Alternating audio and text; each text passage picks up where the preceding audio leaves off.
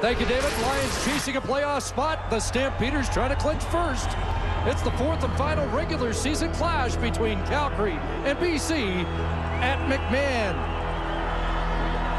And a good night for football. Under the lights on a Friday night. Temperature 6 degrees and the wind won't be a factor.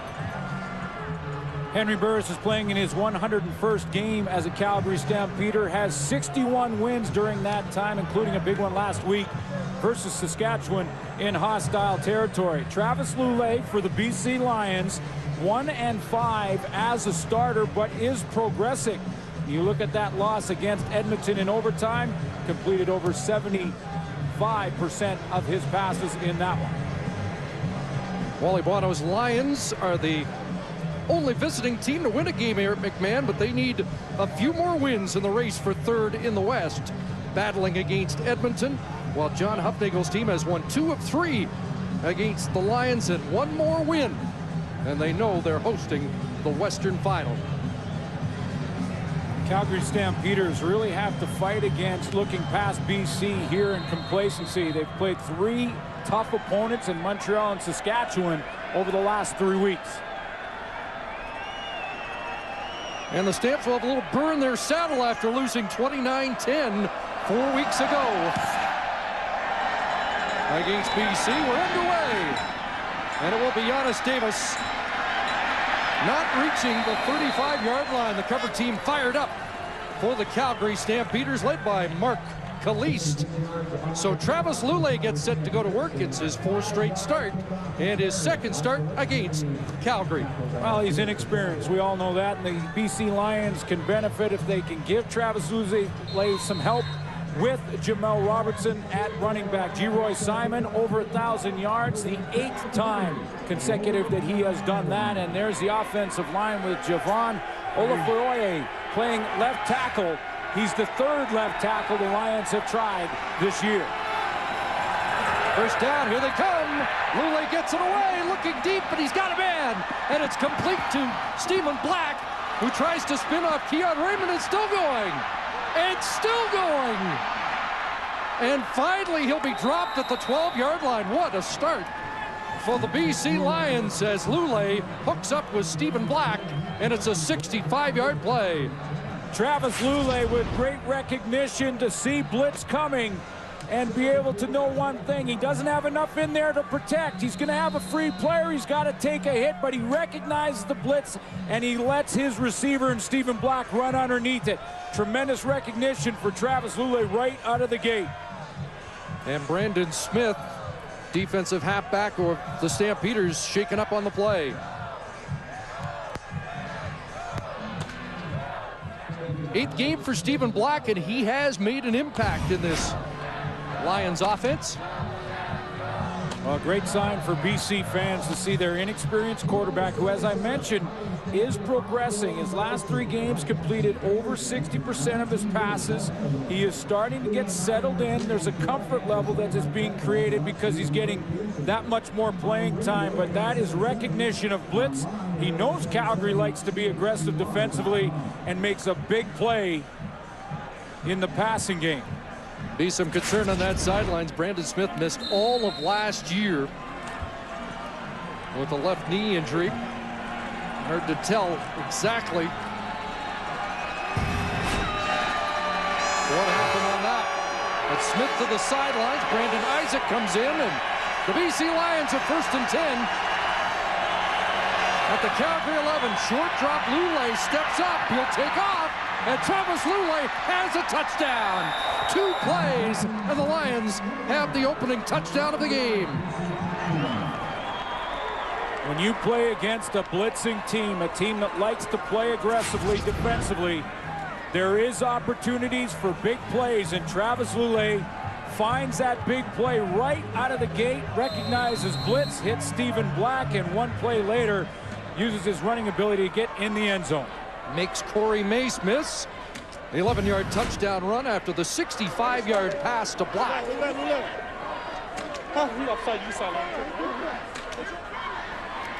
And the Lions are to the gate. Paul McCallum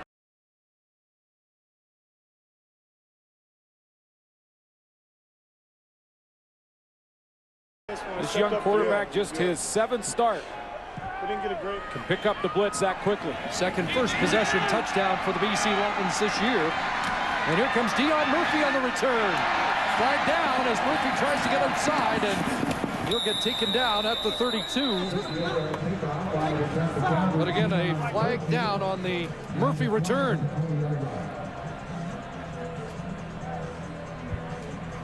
It should take any return from. Holding on the return. Calgary, number 44. It's 10-yard penalty. Becomes first down. That's Justin Phillips, and it really backs up the Stamps on their first possession.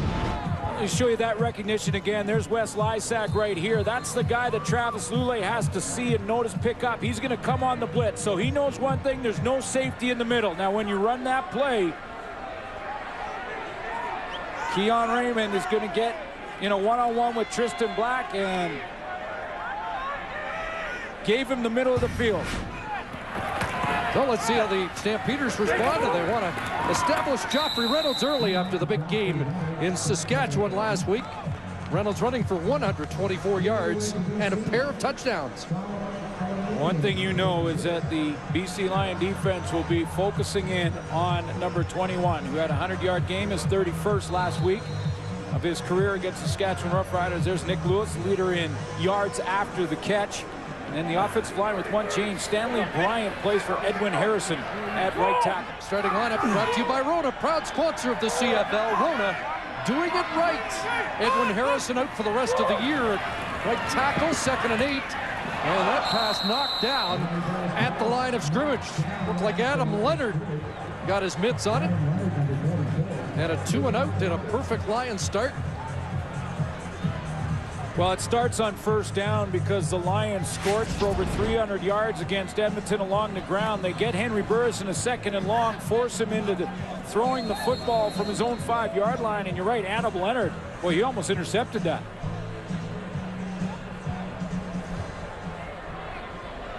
Check. So they force the 2-and-out. Davis awaits at his own 50, and Birkdale's will kick it away.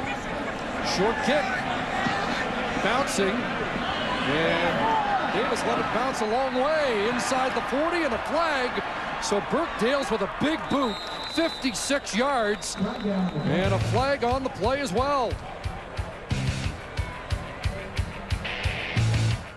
After a no-yards penalty charged against Charleston Hughes, Lions take over at their own 50-yard line. 4th meeting of the year. And the BC Lions have been held to under 300 net yards in the previous 3 meetings, but they're off to a quick start on offense tonight. Fake to Robertson, and the pass over the head of the intended target, Emmanuel Arsenault.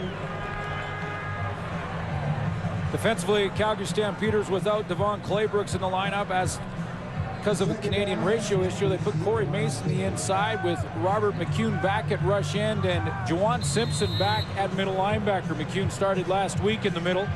It'll be Simpson tonight, and in the secondary, does Brandon Browner cover tonight? Pitched the shutout against Andy Fantuz last week. 2nd and 10. Stamp drop off. Lulay gets it away, and he's got Paris Jackson wide open for a first down, and a late flag. Lions were calling for it as Jackson had stepped out and still took a hit.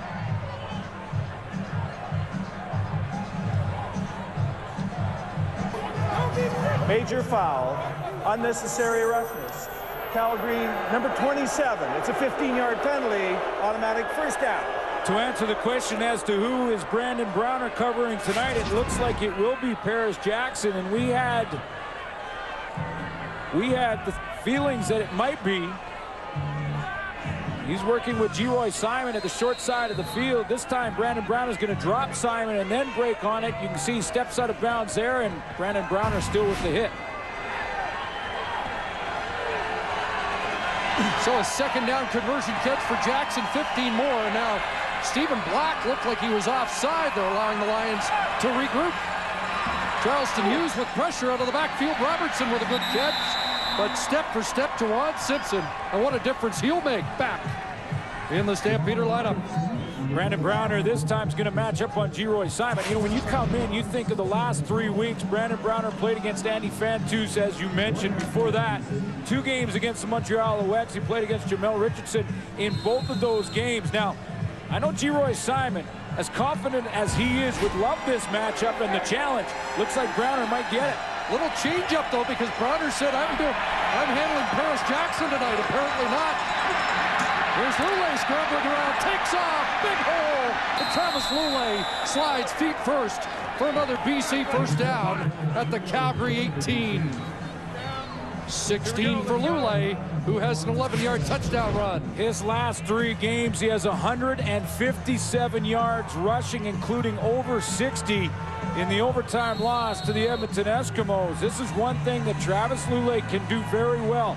And this is the matchup, and boy, this will be fun to watch tonight, folks. Geroy Simon, if this is where we're going to lock it up against Brandon Brown. First down, handoff Robertson straight ahead, and he plows to the 13.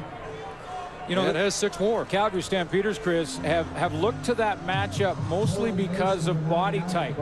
And Brandon Browner, who is big at 6'3", Chris Jones likes to see him up against the big receivers like Andy Fantus, Jamel Richardson. That's why there was a thought and talk over the last couple of days that it may be a Paris Jackson or Emmanuel Arsenal and not Geroy Simon, but that's not the case. So far tonight, Browner's been on Simon for the most part.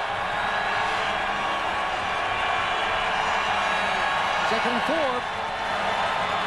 Lule looking for Simon, and that ball was complete behind him and almost by him before Simon was out of his break. And you know, you're going to take a look at Geroy Simon now doing his thing and route running against Browner. He's in the he's in the slot back position.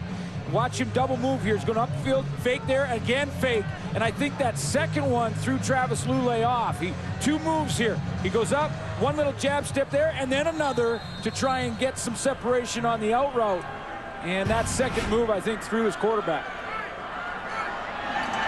So after 2 weeks of Sean White, the second unscheduled, Paul McCallum back, and from 20 yards out, Paul McCallum puts through another. He's 36 of 40 on the year. 6:38 into this game. At home, they're down by 10. And what was impressive with Calgary last week is that even though they were down 14 early, they stuck with the running game, and it ended up paying off for them as the game wore on. McCallum boots it, and here comes Dion Murphy.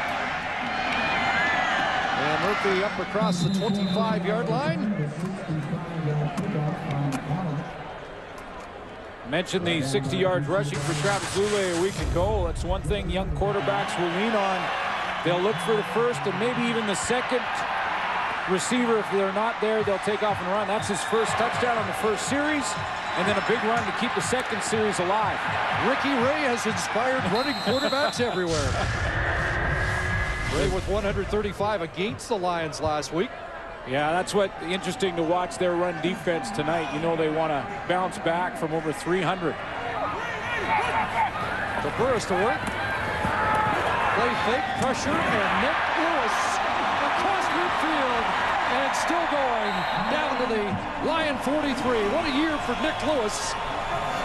His 75th catch of the season.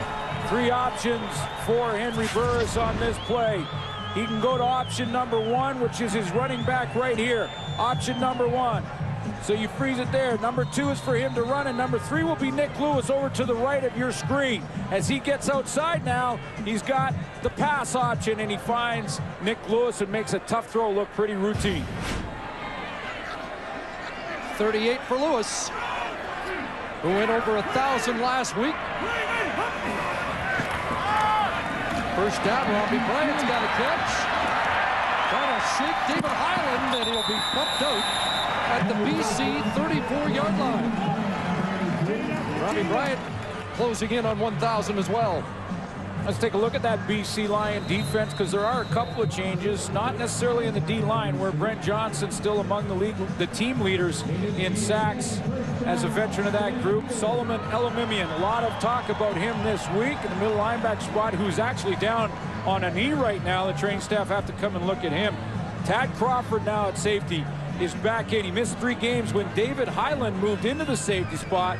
Davis Sanchez is injured, so David Highland moves to corner, and Tad Crawford back at safety. Highland was a corner in college. We'll see how he adapts, and I know you're interested in seeing how Tad Crawford plays coming back now as the confidence shaken after being benched for 3. Talking to Baron Miles, the guy who's a lock for the Canadian Football Hall of Fame, and getting coached up. You're right. Tad Crawford, when he started early in the year, played cautiously.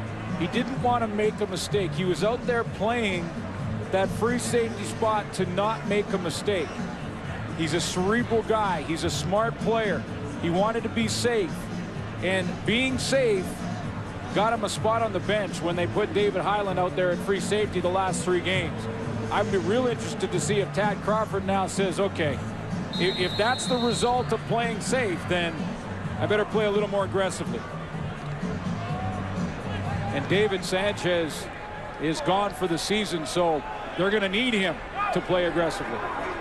Drew Tate checks in on 2nd and short yardage, and Drew Tate plunges for ball popped loose, apparently. The Lions indicating ball was loose and flagged down. Well, Tate's got the football. Was there some early movement on that Calgary line or not? We'll find out from Bud Steen. Offside. BC number 94. 5-yard penalty, becomes first down. And that's a newcomer to the BC defensive line, Richard Jones. BC Lions are having them juggle that linebacking core right now. That's James Jurachuk in at linebacker. They'll move Anton McKenzie from the strong side into middle and play James Jurachuk until Solomon Elamimian can come back if he can. Of course, that line defense scorched for 346 rushing yards last week. And Joffrey Reynolds will try and capitalize on that as he cuts inside the 25 down to the 23. Yeah, well, you mentioned Ricky Ray and the running game of Edmonton. How about this potential here with Joffrey Reynolds and a running quarterback in Henry Burris? I mean, that's why the BC defense has to really shore up that run defense if they want to have success tonight throughout the entire part of this football game, because that's a pretty good combination, Joffrey and Henry. 2nd and 5.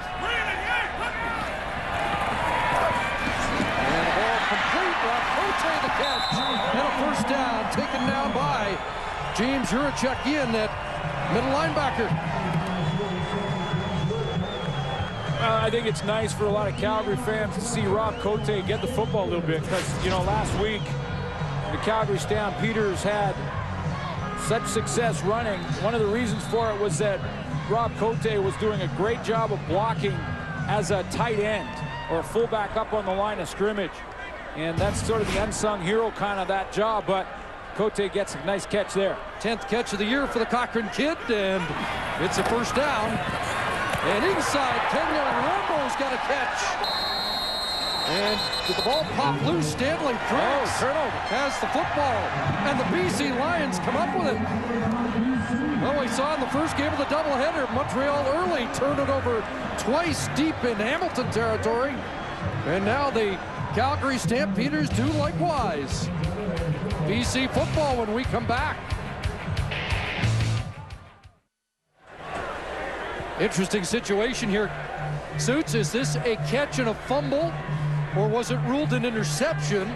And if it was, did the ball hit the turf, and should it be an incompletion? Don't have a challenge yet.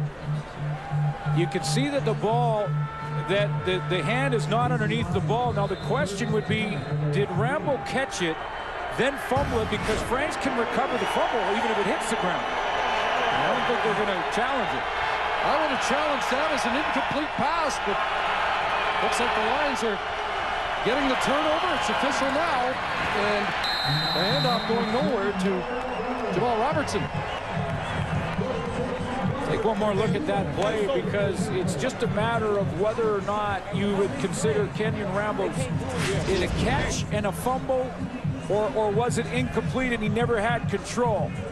He takes the hit, looks like he has control, ball ripped out there. Now you can see the ball out there.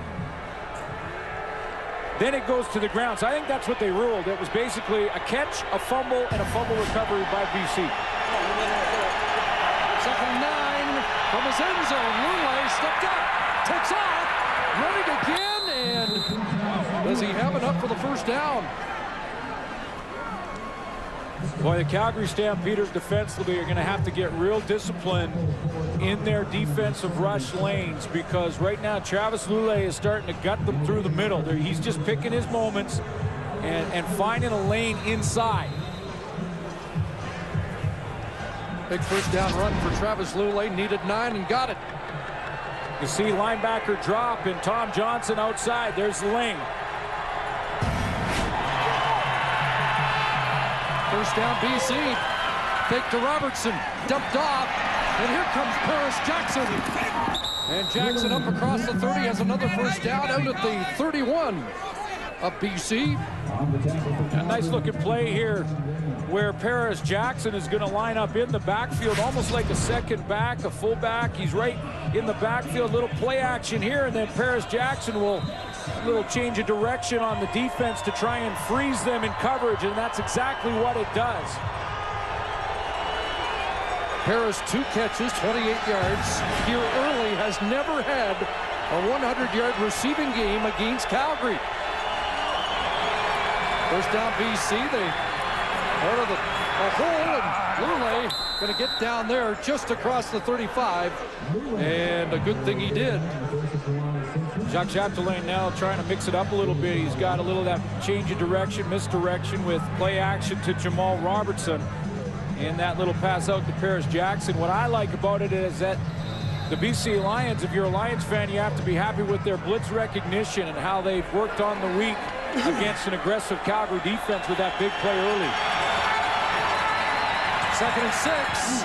Robertson over the backfield, and he'll be taken out of bounds by Juwan Simpson, short of the first down. Simpson, who missed last week in Saskatchewan with a bruised knee, back in the heart of that Calgary defense. In the passing game, your running back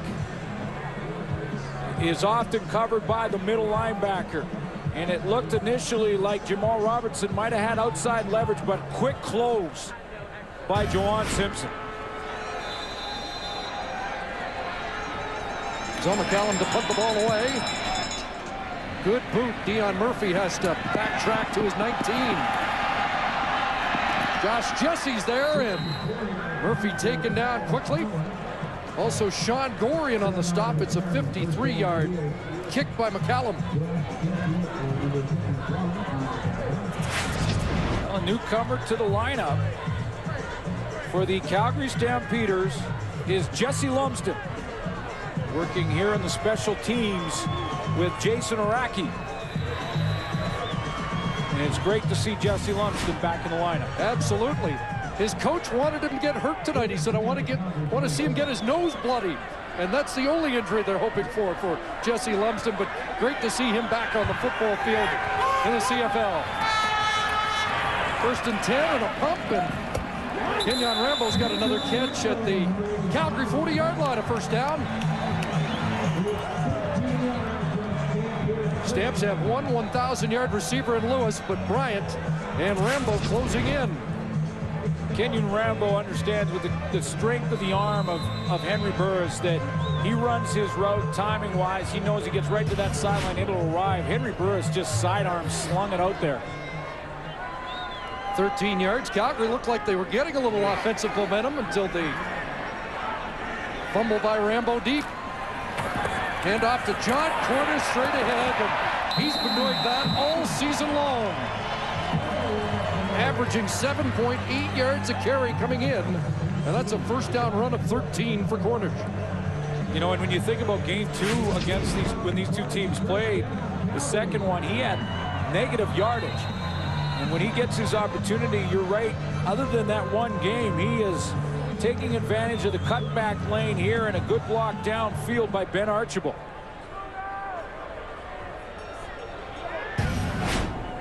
So back-to-back first downs for Calgary. Up at their 53.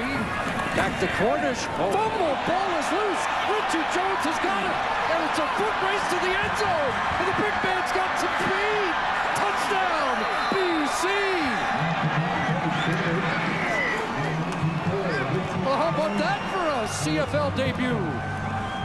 I believe it was Adam Leonard who was going to arrive in the hole from the linebacker spot with a great hit on John Cornish to drive this ball out, and Richard Jones showed the speed of a fleet-footed wide receiver. He just is going to watch Adam Leonard fill the hole here. He steps in, textbook linebacker play, tackles the football, knocks it loose, and Richard Jones is gone. Shades of Stevie Baggs in the first game of the doubleheader. McCallum the extra point, and the Lions roar out to a 17-0 lead here in the final minute, first quarter. Hey, that's for you, LaRoe. Hey, be strong in the Lord, baby. You're going to be all right. Hey, boo. Know you out there watching. Well, all glory to my Lord and Savior Jesus Christ, baby. Because he's brand new, Chris, and I think the jury will be out on his pass rushing skills, his run defensive skills, but one thing we can say, he's got some speed for a big man at 6'1", 281. What a hit in the hole, first of all, by Adam Leonard. I mean, that's what you call blowing up the run. And here he goes, 280 pounds.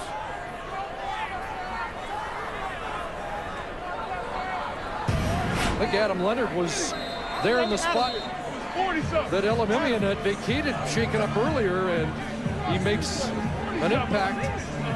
And so does Richard Jones. These young linebackers of BC have been the talk of the town for a couple of weeks, even though the team has lost a couple in a row in overtime.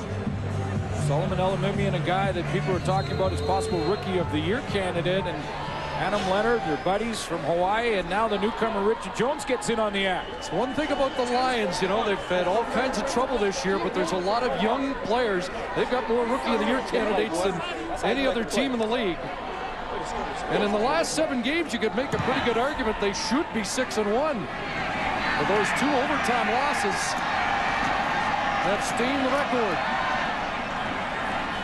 Deion Murphy up across the 35-yard line. Well, John Huffnagel's been here before.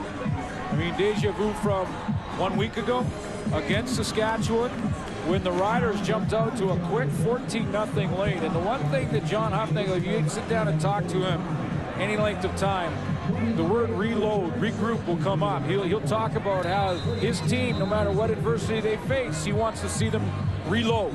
Well, they did it last week. Dominated for 3 quarters after the first. Can they do it again?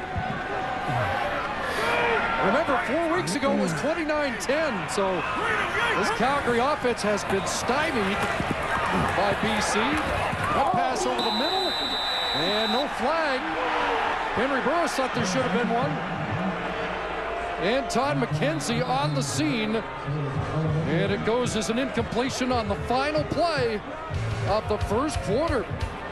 Big one for the BC Lions.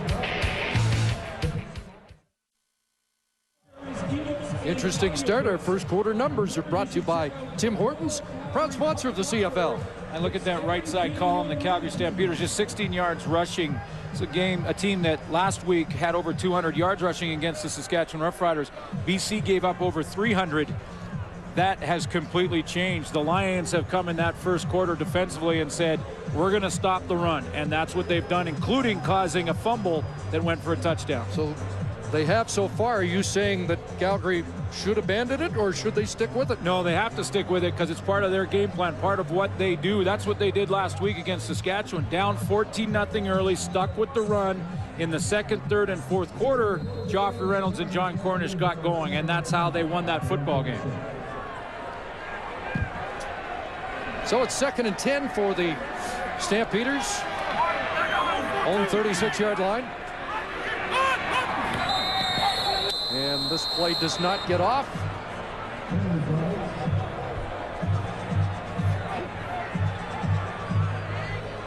in the 29-10 loss. Procedure. Calgary, number 62. It's a 5-yard penalty. Remains second out. That's the newcomer at right tackle for Edwin Harrison, Stanley Bryant. And East Carolina, and a guy that has been here with Calgary waiting for his opportunity. He gets it now. Edwin Harrison is gone, and you gotta, I guess, give him 1 or 2 of these as he gets used to the snap count and the cadence from Henry Burris. I was going to say, in the 29-10 loss, the only touchdown Calgary had was in the final minute of the game, 2nd and 10. Burris looking for R.J. Franklin, and the timing on that play was pretty to watch in front of David Highland. You know, it was great timing, Chris, the throw and catch. It was, though, short by a couple of yards. And David Highland really played it the way you should. I mean, when you're in 2nd and long defensively, and you're gonna give up a little space, say, go ahead and catch the out in front of me. David Highland steps up. He plays off. He doesn't give up a first down. He closes quickly and makes a sure tackle 2-3 yards short.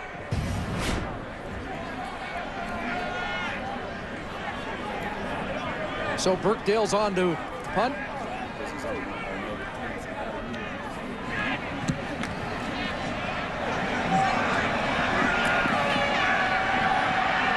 And at the 21-yard line, Andrew Harris breaks a tackle, and he could run away. Andrew Harris with Burkdale's back, still going. And Eric Fraser will save it. Eric Fraser, the Burnaby native, knocks him out, but a huge return for Andrew Harris, 56 yards. It is big because, Chris, the punt was pretty good for Burkdale's because he gets Andrew Harris in between the numbers, basically right on the numbers to that far left side of the field. And now Harris tries to get to that wall and eventually does. Watch this dead leg move right here as he just kind of straightens up Burkdale's, the punter, and then picks up some more down the sideline.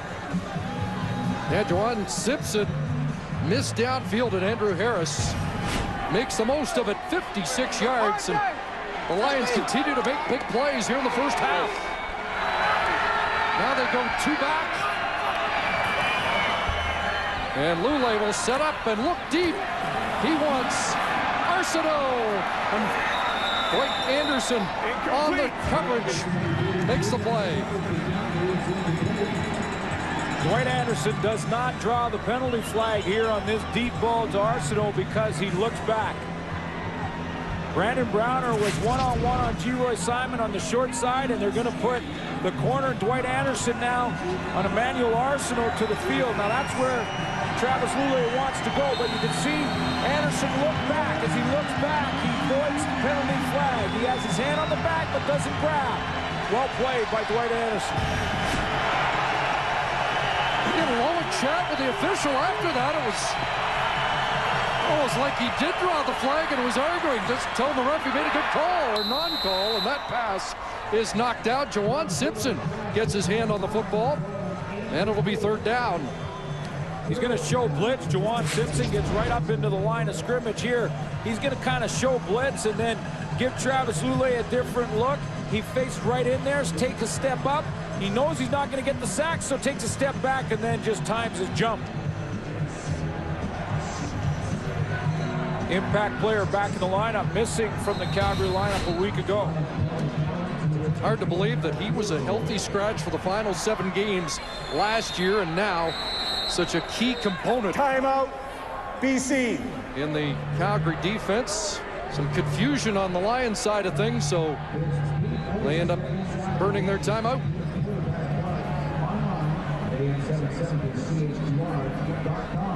Couldn't agree more with Juwan Simpson, though. The importance he is. I mean, you're looking at a defensive nominee for outstanding defensive player for Calgary. I know Brandon Browner will probably get some attention and some discussion, but Juwan Simpson, with the degree of difficulty from the position, having to cover, stop the run, he has 7 sacks coming in. All around, tremendous football player. So McCallum surveying a 39-yarder with Jarius Jackson the holder. And it's just been about automatic for Paul McCallum this year. He nails another and the league expands to 20-0 BC. Jesse Lumsden on the Stampeder return team, and with more, let's join Sarah Orleski on the sidelines. Well, Chris, Lumsden is making his debut as a Stampeder, and the knock against him has always been that he's injury prone. He hasn't played a full season since entering the league in 2005. It's understandably as a player a description that does not sit well with him. I asked him whether he was nervous or whether or not he was looking forward to getting that first hit out of the way, just to see how the shoulder holds up. Said he wasn't worried about it. Remember, he pointed out that this wasn't an injury that happened just 4 months ago. He's had a year and a half in order to rehab this. I do know, though, that the players on this team are very happy to see him get into the lineup and hope that he will revitalize his career. That shoulder could push a bobsleigh. 5th at the Olympic Games. And he'll try and clear a hole here for John Cornish. Up to the 35-yard line. Well, and on that kick return right there, Jesse Lumsden took on a block and found his guy. You got to count down the line, pick up what guy you got to get, go back, regroup, and then get ready to step in. And he puts that shoulder right into Adam Leonard, the linebacker coming in there.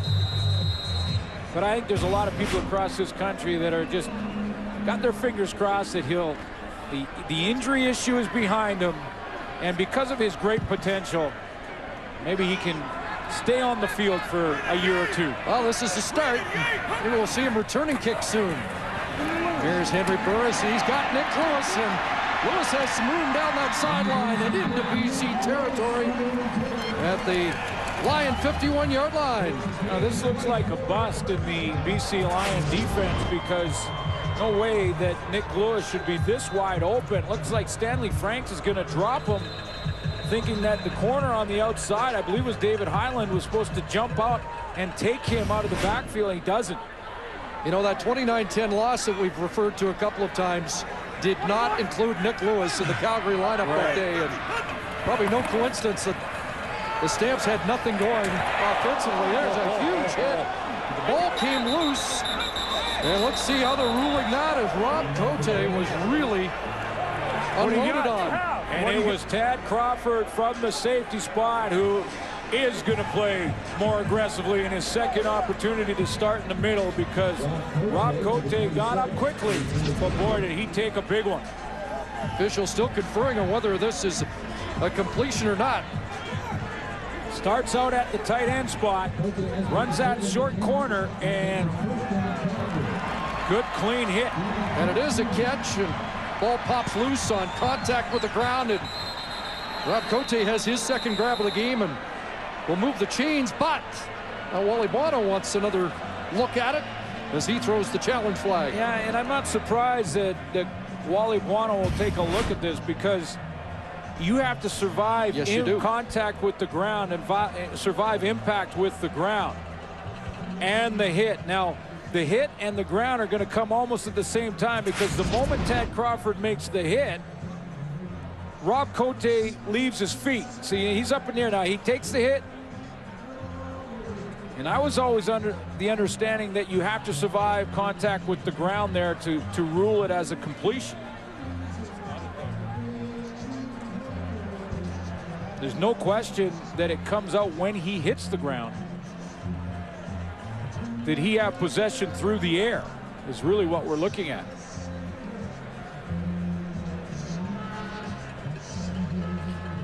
So the challenge from Wally Bono. I'm just thinking back to the kid. Is challenging the ruling on the field of a completed pass. We will review the play. Just thinking back to the Rambo ruled fumble inside the 5, and did he survive contact? Could again John Huffnagel have challenged that his own player didn't survive contact and it shouldn't have been a catch? Well, you know, that's why we thought that there may be a challenge at that time from Huffnagel, but it looked like on that one, Rambo had it kind of landed, took a step, and then it was stripped away from him. It looked like that was almost simultaneous, and we slow it down, so that skews the look at it a little bit.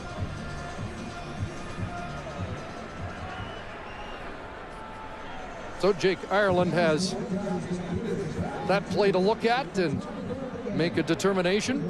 After a long scrum, the officials did rule it a catch on the field, but they conferred for quite some time before making the initial decision of a catch.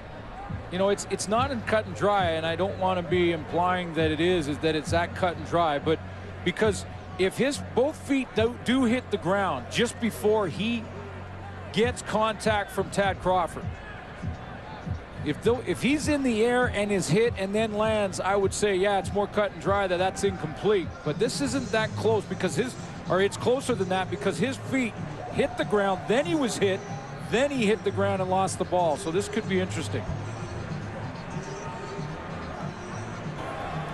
Upon review, the ruling on the field is overturned. It's an incomplete pass.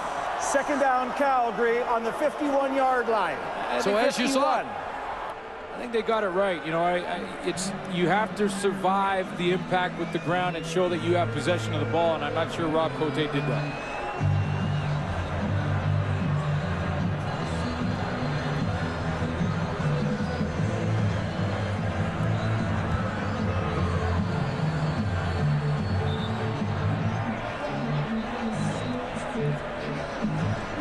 Becomes a big challenge. Depends on what happens on this down. So it is a second down and 10 at the line 51. Cornish in behind Burris. He releases.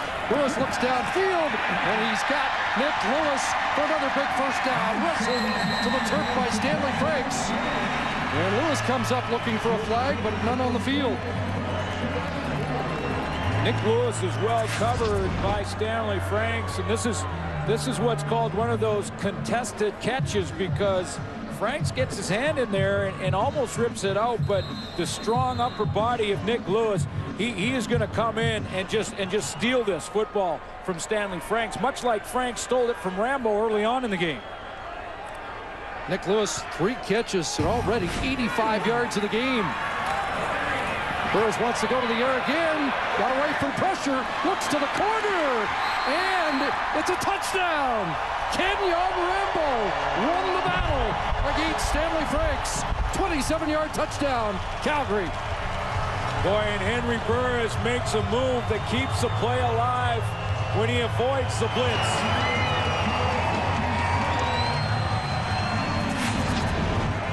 Stanley Bryant, number 62, the right tackle, has an issue here coming off the edge. The BC Lions come with pressure. And it looked like it was Karan Williams gets there, but Henry Burris makes a miss and gets the ball out. So Henry Burris, 32nd touchdown pass of the year, gets Calgary on the board. Well, there was some chemistry there. 7th touchdown catch of the year for Rambo, who now is at 900 yards on the season. And remember, he missed the first 4 games. Going to get to 1,000 if it stays healthy.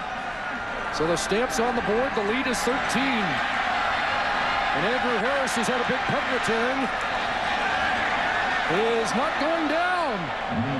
Up across the 40 with some extra yards after first contact.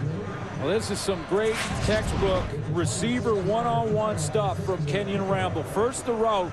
He's going to go down and push Stanley Franks. Now, Franks has to take away the inside. He wants to do that, but watch the route and then the cut. Now, stop it there. Just before he comes back, young receivers, watch the step he takes back towards the football at the end of this play. This is the top of the route. He'll come back, take that extra step right there. That step wins the play for Kenyon Rambo.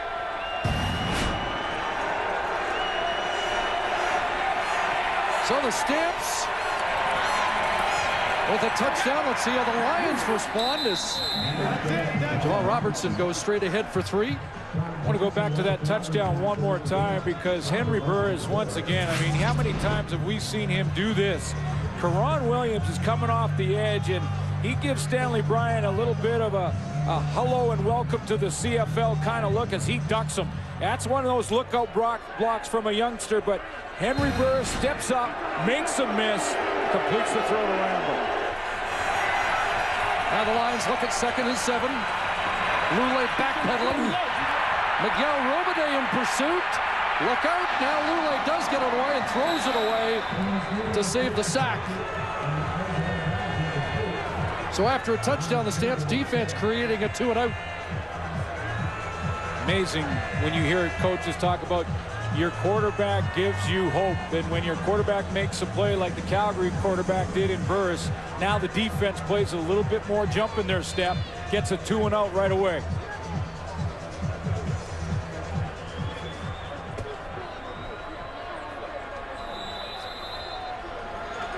Murphy awaits.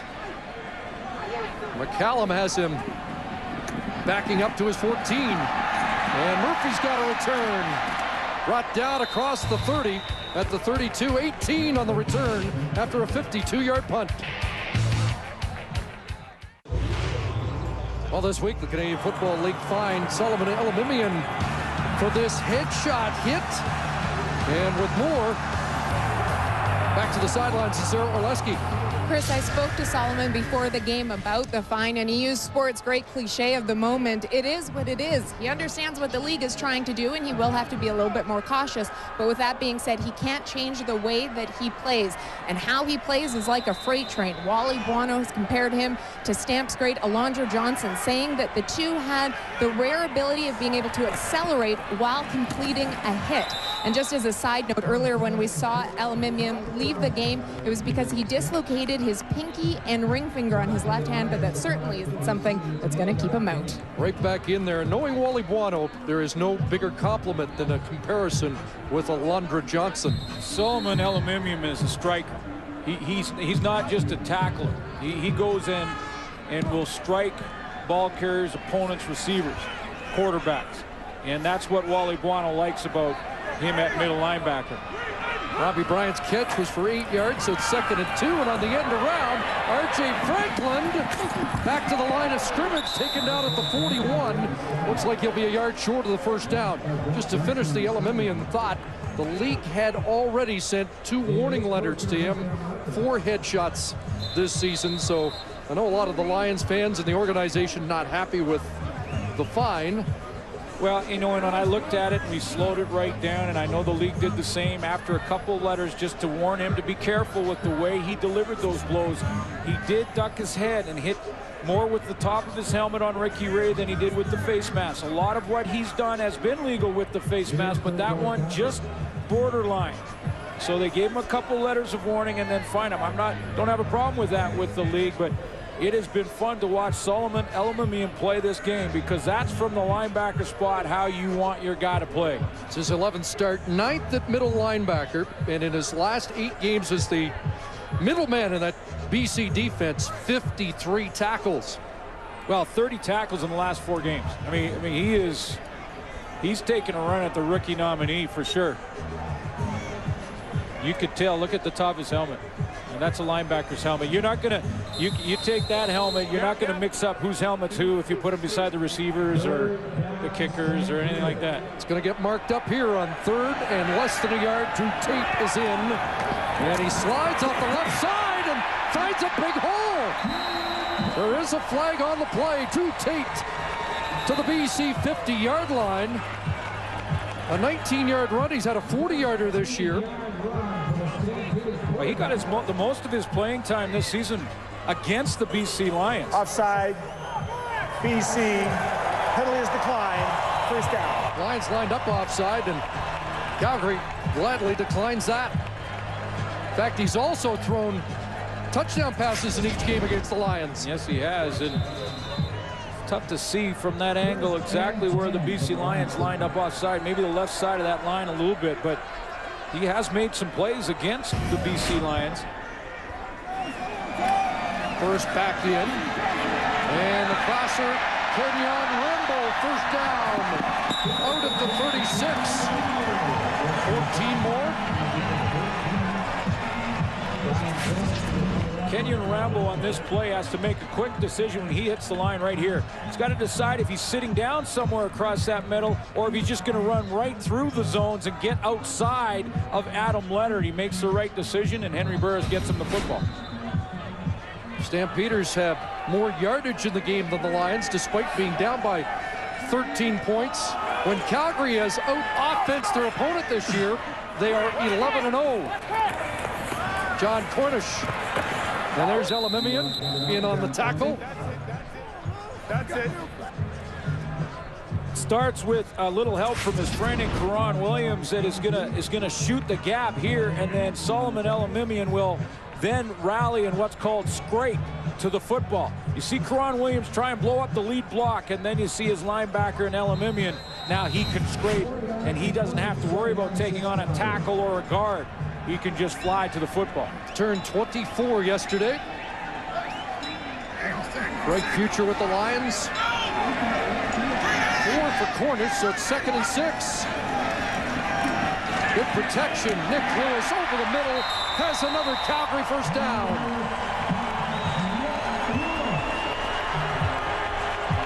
Nick Lewis comes off the ball here, Chris, and he goes right on to Corey Banks pretty quickly. He's going to end up trying to get right to this spot right in the middle, because you can see Tad Crawford vacate, so now it's just a matter of Henry Burris just waiting that extra second for his yak yard and the CFL yak yard leader to get to that open area. Man, it's his 24th second down conversion catch of the year. He's in the top 5 in that category. 17 more, puts him over 100 already in the game. First down inside the 15. Burris with a look back. Cote pulls it down, breaks 2 tackles and fumbles, and is picked up by John Cornish. So one Canadian bails out the other in that Calgary offensive backfield. That's where they both start on this play, in the backfield. Burris really sells it. He's going to roll to his left inside the tackle, then flip around and drop that screen off.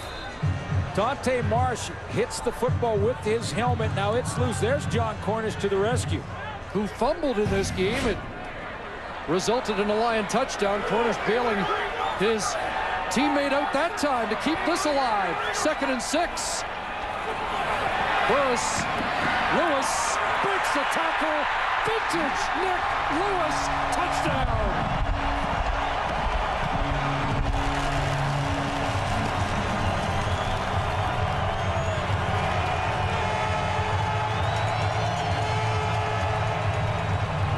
Not just Mark Estelle. There's Nick Lewis tire tracks on a few defenders in this league. And this is the definition of yak yards.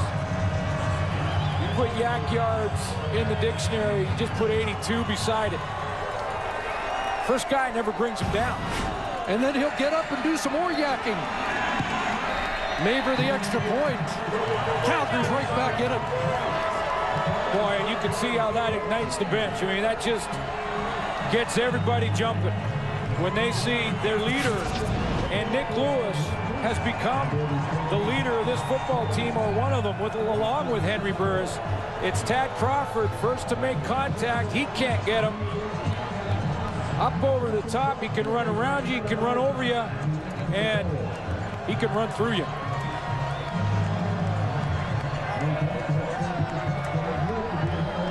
And I'm not sure there isn't a pretty good argument for number 82 being the outstanding player in the league this year.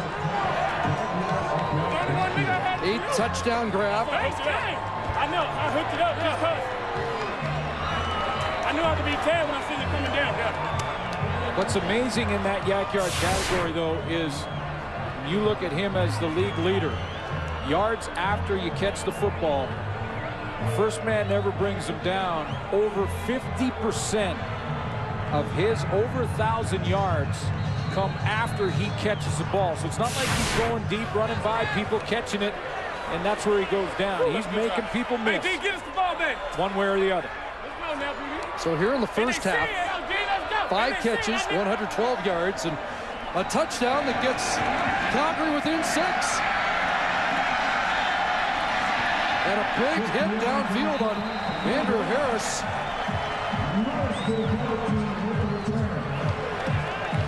As the Stampeders are charged up after the Lewis touchdown. Well, look at the yak yards and the leaders when you see Terrence Edwards, Jamel Richardson, Montreal. But look at the percentage to this side. That's what is really amazing to me, is that 52%, not 35, or in the 30% of the yardage are after the catch for Nick Lewis. And that doesn't include tonight's total, so we don't have the official yak yardage tonight, but I would guess it's again over 50% of the 112 tonight. So how does Lule respond now that Calgary's getting close? Robertson strung out, they're dropped. Dwight Anderson there back at the 30-yard line. It's a loss of a yard. Defensively, when you have a wide play and your running back is going one way or the other along the line of scrimmage, the key defensively is to keep string it out. Just to be patient across that line of scrimmage. String it out. So Jamal Robertson has to turn his shoulder pads to the sideline. They do that, and the Calgary Stampeders get a tackle from their corner. But you could see what Nick Lewis has done to this team. He makes that big touchdown run. The defense is flying around and celebrating. That was a first down run play. Dwight Anderson was celebrating big time because he's jacked up from that play from his teammate Nick Lewis. Justin Sorensen shaken up on the play, and he is getting attention from Bill Rochelle.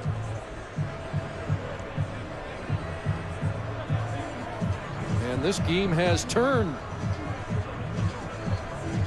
Well, John Hufnagel reached momentum last week. We'll see what happened to. Well, it's right in front. Malik Jackson gave him a left hook. It's Joe McGrath, the right tackle, who shaken up.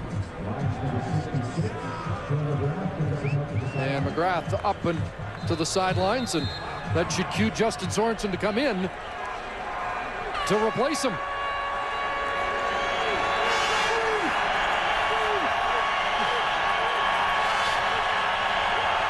So second and about 10.5, and there was early movement. Flags down. Play does run, and Paris Jackson bumped out by Malik Jackson. And we'll find out what the call is. And it looked like Charleston Hughes jumped offside. I'm not sure if he was drawn.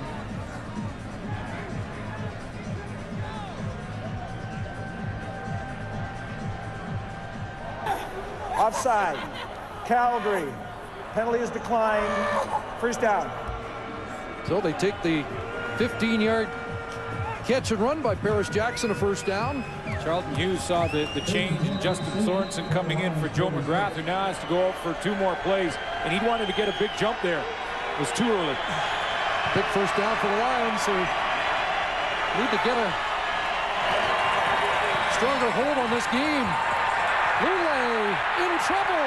Ball pops loose. It's into the hands of Keon Raymond. And this is a Stampeder touchdown. 47 yards. Lions have a defensive touchdown, and now Calgary's got one too. And they're a point after from the lead. Travis Lule has tried to buy time on a play like this a couple of times in this game. And he gets outside there and looks around, and if he doesn't see anything, he's been throwing it away. But this time, Charleston Hughes closes so quickly. I believe it's him that redirects, hunts down Travis Lule, and punches it out with his right arm into the hands of his teammate, Keon Raymond.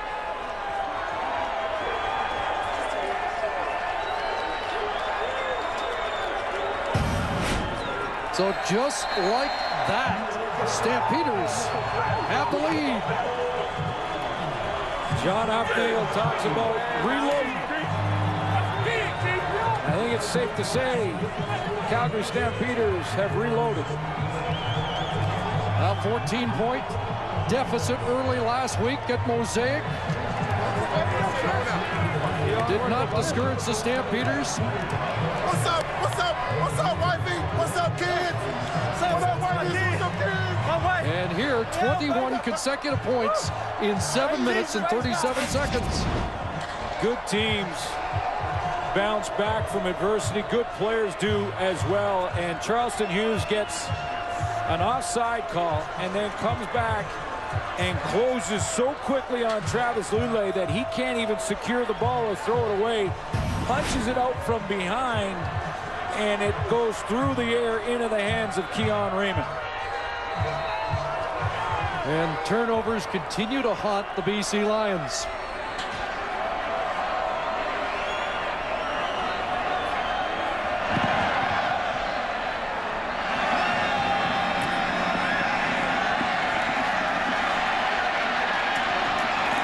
Charleston Hughes on a big hit there on Andrew Harris, the return man that time. Lion football, but it's the Stampeder lead. 1989, I think, was his first, he mentioned to me. Can't remember what happened that year. Surprised you noticed that. Here's Lule in trouble again. And this time he does get it out of his hands, but Charleston Hughes has turned it up. Yeah, they BC Lions better start rolling the opposite direction away from Charleston Hughes, because once again, he is right there. He's lining up with a nice wide split. Again, taking away the run and able to redirect and close so quickly. That's what's amazing about those plays. His first 3 steps are inside on both of the last 2, and then he redirects a la Cameron Wake kind of speed to break back outside.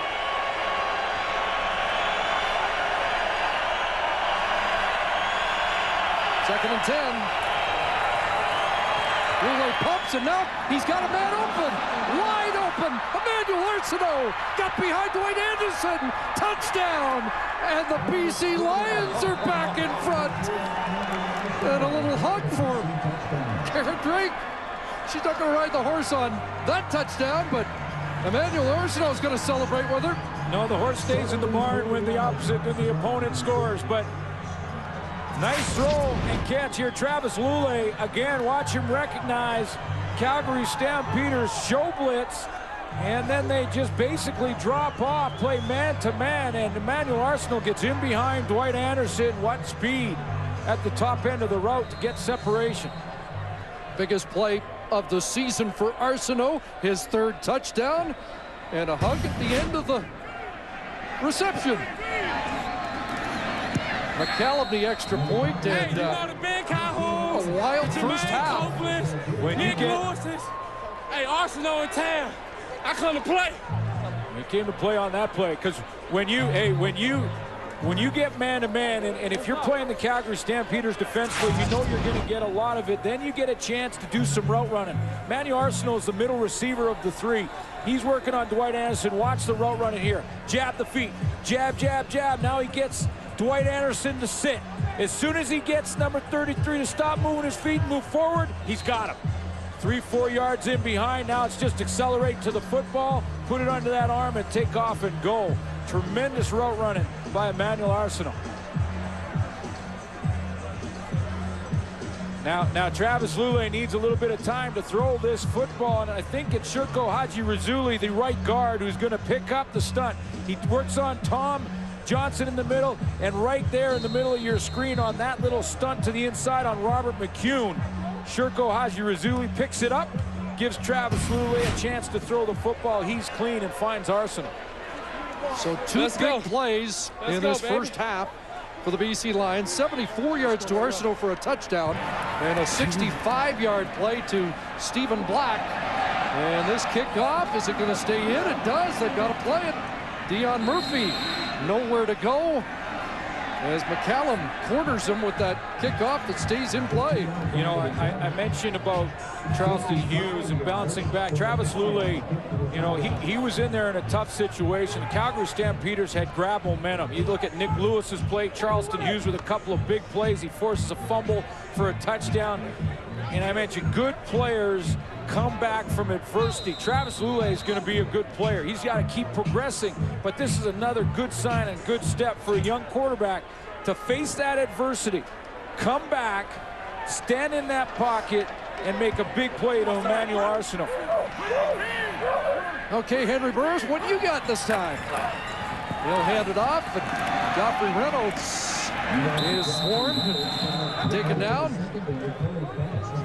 2 minutes, 20 seconds to go in this wild first half. Then it's GMC Sierra live at the half, and the boys will have plenty to talk about here in the opening 30 minutes at McMahon. I know that Matt Dunnigan is a fan of Travis Lule, and I've watched him progress over the last 3 games, and that's a huge step to take to battle back from adversity. This game far from over, obviously.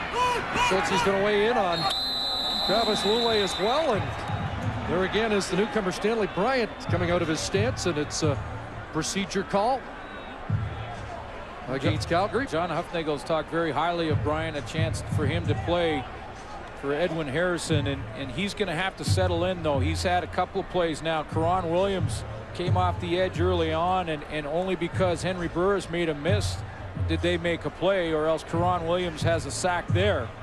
And Stanley Bryant now has drawn 2 procedure calls because he's moved early. So Offside. BC number 98. Wow. It's a 5-yard penalty. Remains second down. okay, I apologize Take to it back to Stanley Stanley Bryant. Bryant. But Everybody was walking back. he did move, but according to the officials, there was some BC Lion encroachment prior to the movement. The only issue is I don't see a 98 listed for BC. Yeah, I'm not sure if that was 99 Jonathan Brown, but we won't speculate with the few 90s on that defensive line. Burris pumps, he's looking deep, and now being chased by Anton McKenzie, who forces him out.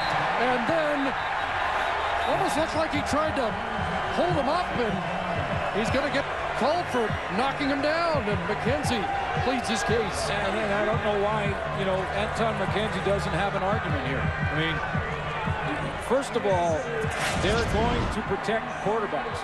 So if you're dealing with the quarterback, you got to be smart about it. First Well, I down. wasn't trying to hold him up, and you're right.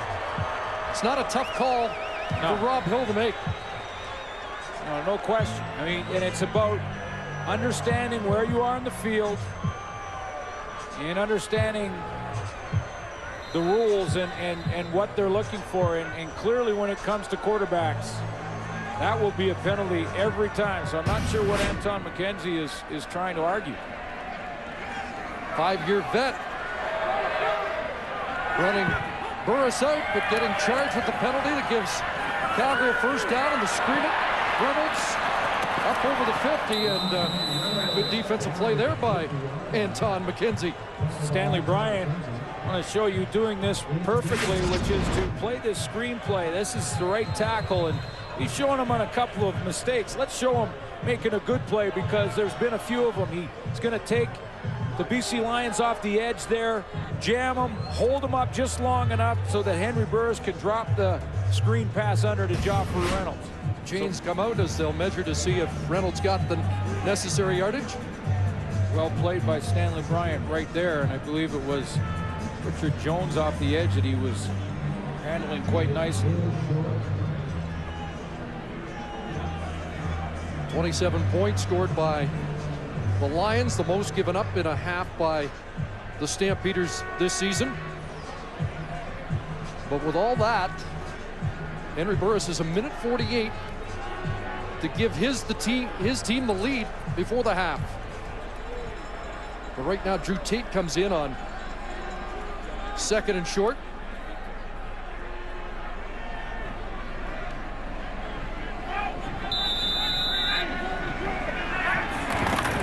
And he'll plunge ahead and should have the first down.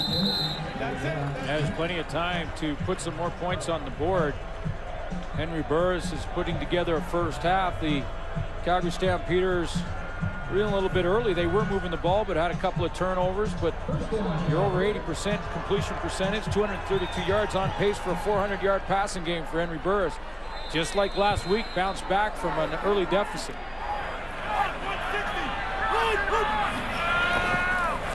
Short drop. Bryant had to reach up and got punished by David Highland after making that catch. Into Lion territory, they'll spot him from the 52-yard line. One of those where the quarterback buys the receiver dinner or takes him out. And when you leave him hanging out there with a high throw and you expose the ribs of your receiver. And we saw David Highland on Kelly Campbell last week. 2nd down. Burris chased by Karan Williams. Little shuffle step. First down. Big run for Henry Burris to move the chains. He came into the game 39 yards short, but 4,000 rushing yards in his career. What a move he puts on Karan Williams, who has him in space. And first of all, Karan Williams does the right thing to readjust his pursuit angle. Karan Williams adjusts here.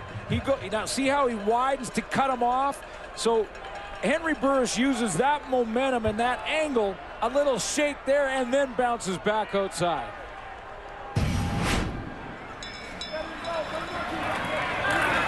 Burris to throw, looking to the sidelines, and as Robbie Bryant for another catch, another first down. You see, there's the throw to protect your receiver. He knows he's going to get hit, but that throw was perfect from the quarterback. And this time, Robbie Bryant owes him a little something after to get maybe a glass of wine or something, because he catches that right in his stomach so he can protect himself on impact. Henry Burris is trying to get the plays in here, but watch it quickly. Right on the sideline, throw it right in between the numbers so you take the hit, but protect yourself. Hank has completed his last 10, and he's going to make it 11 straight and another first down. Kenyon Rambo the catch with 33 seconds left in the first half as both Bryant and Rambo continue to close on 1,000. And if they can get there, the Calgary Stampeders, first time since 2000 when Travis Moore, Alan Pitts, and Mark Goldrichter did it. Got a Lion defensive lineman down, and it's Khalif Mitchell stretching out.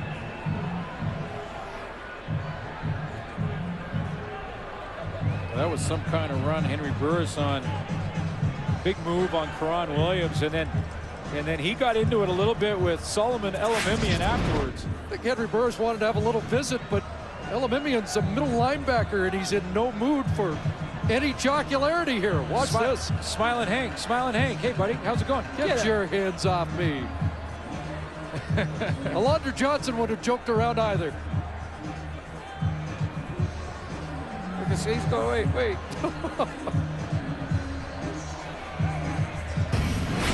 Hank saying, I'm Mr. Congeniality. Everybody likes me. He's got the big smile always, Henry Burris, but Elamimian says, no, I don't play that way. Especially when Calgary's driving against his defense right now. Mitchell to the sidelines. It's 1st and 10.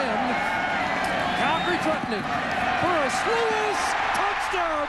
Great grab. Nick Lewis has a pair in this first half.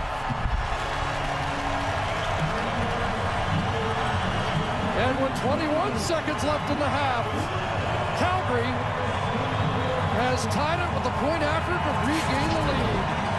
Tad Crawford is playing the wide side of the field and also looking to the wide side of the field. So where does Henry Burris go? Right back to that backside hash mark inside on Corey Banks to Nick Lewis. Told you. I told you. 80th catch, 9th touchdown of the year, 2nd on the night, and it gives Calgary the lead in a wild first half that has seen 55 points put up on the board. Precision offense from Calgary Stampeders in the hurry-up situation. And you're going to see on this touchdown, Tad Crawford move himself out of position for that backside route. Tad Crawford is the safety back here, and Nick Lewis now going to try and work this seam. Crawford's going to play too far to the wide side of the field. And now it's just a matter of Nick Lewis just going back right into that hole. He just has to get inside position there on Corey Banks, and he does it. Burris with 3 touchdown passes in this first half and 34 on the season. Now on the backside, Ryan Phillips a little wide too. He could have helped on the play, not just on Tad Crawford there. Either way, Nick Lewis splits them both. Hey, I stuck him in. Hey, I stuck him in and came back and he went. Well, there's still time in the half. Giannis Davis on this return. Now he'll try and kick it outside. And he does turn it up and steps out at the 47-yard line. 12 seconds for Travis Lulay. And does he have enough time to get BC back in front of the half? I'm not sure if he will. And at this point, I think on the road, BC pretty good here. But I want to show you one more time. Tad Crawford, a little unfair to be too critical of him here. I believe this end is up being a cover 2 defense with 2 guys deep, and one of them is Ryan Phillips. So Crawford, by design, is supposed to go to that hash mark, and he needs help from the backside from Ryan Phillips and didn't get it. So between those 2 deep guys, Nick Lewis split him. Well, they need about a 20-yard play for Paul McCallum. Let's see if they look for it. Dumps it off, Robertson. Cross midfield and dropped around the 50-yard line. That'd be a 57-yarder for Paul McCallum. You wonder if they'll try it. His longest on the year is 50. Can they sneak one play in? Looks like that's what their intention is. To get a little bit closer. I watched McCallum hit him from 60 in warm-up. They had to use their timeout earlier on an alignment issue, and this will be the last play. And Lule underneath, and it's a catch for G. Simon. A quiet first half for him. The only catch for Simon, but it was not quiet for most of the offensive weapons. Halftime, 28-27, Calgary. Hey, like I said, watch me play. Watch me play.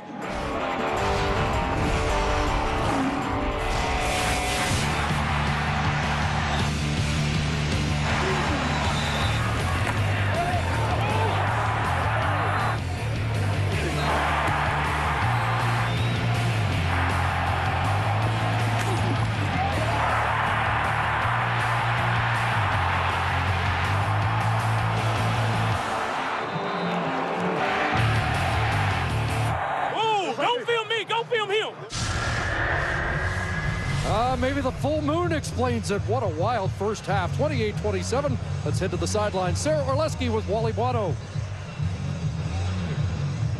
Wally, your team leads 20-0 to start the second quarter and trails then going into the half. What happened in that quarter?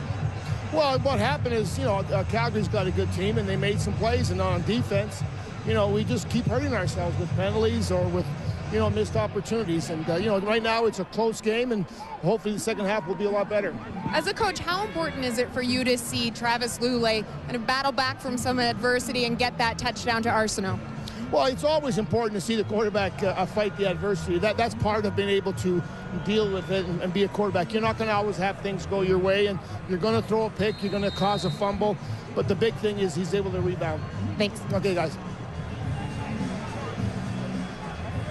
So the 28 points by Calgary, the most and a half by the Stamps this year. The 27 by the Lions, the most against the Stamps and a half this year. And what's going to happen here in the second half on this Friday night as John Cornish returns the kickoff up across the 35-yard lines. And what a second quarter for Henry Burris. Yeah, both quarterbacks actually played very well in that first half. You look at their completion percentage, and keep in mind that Travis Lule is in his 7th start. This is the 101st for Henry Burris as a Calgary Stampeder, let alone in his CFL career. And Suits, the BC Lions had the #1 pass defense coming into this game, averaging 254 yards surrendered per game. And here's Burris with 283 in the first half alone. And we've got a flag before they snap the football. There are 13 men in the huddle. I think so. Legal substitution, 13 men in the formation. Calgary, 10-yard penalty. We have first down. Note to self. Happened once last week in the game at Mosaic. What's the run first? And so it will be 1st and 20 to start the opening offensive drive of the second half. 4 receivers wide side. Burris looking that way, and the pass intended for Jabari Arthur is incomplete.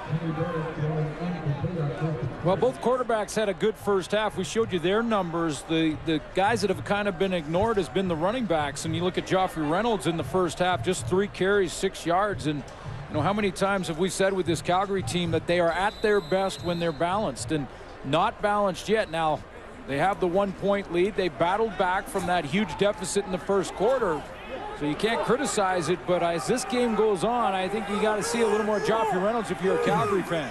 7 carries, 25 yards the last time they met. That incompletion, the first in 13 passes for Burris. And he throws over the middle and look for Jabari Arthur again. And Stanley Franks is there, and on both passes, Arthur thought he was interfered with, but no calls and tight coverage that from Stanley Franks. Yeah, both plays, Stanley Franks, I thought, played pretty well. The second one, he may have had his hand on the back of Jabari Arthur just a little bit, but unless you turn the receiver, unless you pull him around and turn his shoulders, they're not going to call it. I don't think Arthur turned until the ball went by him. Back to back, they go right after Stanley Franks, and he responds. So the Lions, who were singed for the 28 points in the second quarter, get an early 2-and-out here. Flag down on the return as Andrew Harris is dropped at the 42. It'll be BC Lion football when we come back to Calgary. You heard Jock Climby at halftime talk about the matchup between Brandon Browner and Geroy Simon. Just one catch for Simon in the first half. Browner locked up on him. And Geroy Simon wants to have a big game in this second half. He's going to have to roll up his sleeves against maybe the best cover guy one-on-one in the league. That one catch is 70th of the year, which puts him 11 behind a guy named Stiegel for 6th on the all-time reception list. Lions to work, first down at their 30. And here's Giannis Davis trying to get outside. Malik Jackson there with him, and Davis steps out after a 2-yard gain, and you get an idea of the speed of the linebacker, Malik Jackson. Yeah, he hustled down there. I just want to show you, and we tracked Brandon Browner on that last play. He walks out on Emmanuel Arsenault to start things out. Now, maybe Chris Jones is just playing a regular defense with Browner back on his familiar corner spot, or maybe they've decided after that deep ball to Emmanuel Arsenault that they want to put Browner on him. 2nd and 8. Lule looking deep. He wants Arsenault, and he just missed him. Had a half step on Dwight Anderson, and Lule would like to have it back.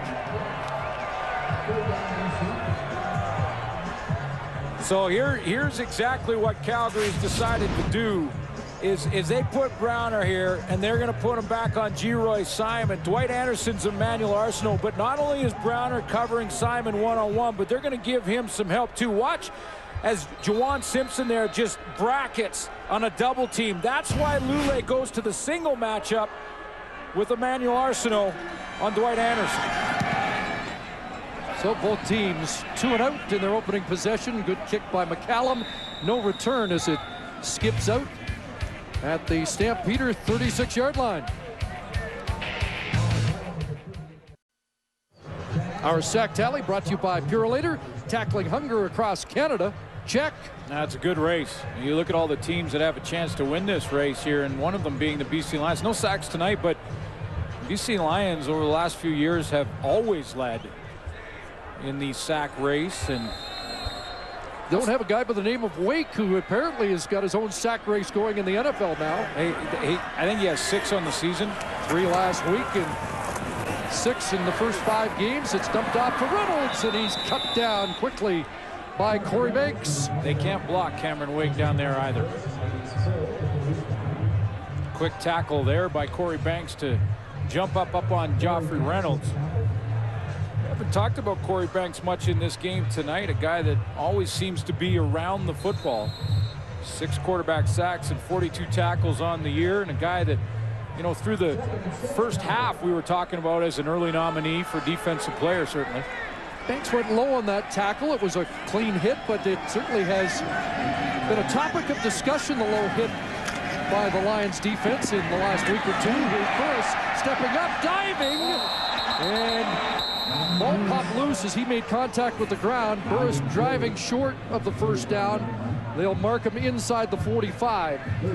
There has been discussion about these low tackles, and BC Lions playing Edmonton come out. Peterson was hurt on a low hit by Anthony Reddick. Different than that one from Corey Banks. Now, I think when you're talking about sort of the code in football, that if it's a ball carrier that is running full steam and turns and he's coming at you, low tackles are certainly acceptable. Both, by the way, hits, legal hits as they're written now. but we chatted with Tom Higgins before the game, and there is a movement among coaches in the league to change the rule, perhaps to protect offensive players a little bit more, but the wording of that change is going to be difficult. Good kick by Dales, and even better cover as Giannis Davis is tossed down by Mark Kalist after a loss on the return. Brandon Browner's been prominent on Calgary's defense again tonight with more. Sarah Orleski. Well, Chris, Browner is already known as one of the top corners in the league, and he told me that he's been watching a lot more film this season, something that he didn't do a lot of in the past. So it should come as no surprise, though, the watching film. What it does, though, is that he says he's been watching himself on film, that offenses will throw different looks at you all the time. He finds it more beneficial to watch his own tendencies on film so that he can see what he's doing well and where he needs to improve. Well, he's limited G-Roy Simon to one catch, and now BC starts deep in their own zone at the 6, and from his end zone, Flair and Robertson's going to give them some breathing room, and a first down up across the 15. It's called self-scouting, and as you get older and your physical skills, and certainly Brandon Browner's physical skills aren't diminishing just yet, but as you do, and they do, you have to watch more film and become a smarter player. You got to look at what you do on the field and what you can correct. Be your own worst critic. Break down the film. That's what Brandon Browner is doing for the first time in his career. I mean, when you look early on, he said he didn't really watch much film. He just kind of was out there being an athlete. Now he's starting to study film, as Sarah mentioned, and it's going to make him that much better of a football player. No catches for Andy Fantus last week. One catch for G-Roy Simon this week so far. Two of the best in the business. They marked him just short of the first down, Robertson. And there's a plunge off the left side on the quarterback sneak for Jarius Jackson to move the chains. And an important first down for the Lions to get them a little better field position. You know, but knowing G-Roy Simon over the years, I know he loves this challenge. And you got to think that G-Roy Simon can't wait. I mean, he's probably hinting to his quarterback in Travis Lulay, don't worry about who's covering me. Is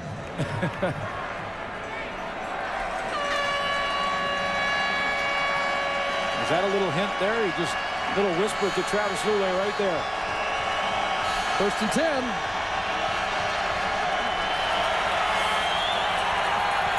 Lulay looked his way, then looks back, and as Robertson again pushed out by Browner on that far side. Well, G-Roy Simon watched Browner on Fantus last week and actually invites the opportunity to face Brandon Browner. In their matchup system, they try to match body types with body types.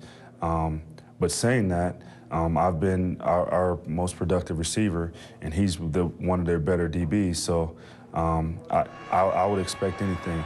You know, I talked to him last time we played. I said, why don't you tell your coach to have you cover me? And he said he's been trying to get it. Well, I got it now on this play. 2nd down, and once again, Jamal Robertson being used as a receiver. That's 3 catches already on this drive and a first down. That's what I meant. It's G-Roy Simon saying, why don't you go tell your coach to put you on me? And that's exactly what they're doing, especially in 2nd down. Passing downs, we're seeing 27 line up on 81. And let's see how this route went. Now, Travis Lulay went the opposite direction. G-Roy Simon, a bit of a step on Browner on that one, just didn't see the football. And you haven't shut out G-Roy Simon or limited him to 1 until the 60 minutes is over. First down, Lulay has some time, loading it up. He wants Black. Stephen Black up for the ball, and it's intercepted. Keon Raymond, who had a fumble recovery for a touchdown, has an interception. It's his 4th of the year. And we got a little scrap going by the Lion bench. Dwight Anderson in the middle of it. Manu Arsenault over there, too. What a play by Keon Raymond to stick with him all the way down the field. Right on Stephen Black, and then time his jump absolutely perfectly. You can't cover it any better. Travis Lulay was just throwing it up, trying to get that matchup, seeing if Black could come down with this jump jump ball. Inside right here is the inside receiver, Stephen Black. Watch Keon Raymond pick him up late. Stay in that hip pocket. Take a look at his eyes. Not bite yet, and then time his jump. Major foul, unnecessary roughness. BC, major foul, unnecessary roughness. Calgary, it's Calgary's ball, first down. So offsetting penalties. Wish we could tell you who was involved. I think Dwight Anderson was one. And Emmanuel Arsenault, I believe, was the other, as they were trying to block each other. And goodbye the officials to just one each on that one and not have it influence the play. What a interception by Keon Raymond, putting together a good game. And just for the record, it is Raymond's first interception of the game. The play in the first half ruled a fumble recovery as the ball was punched out of the hands of Travis Lulay. It was not an intended pass. Either way, it's a big defensive night for number 25.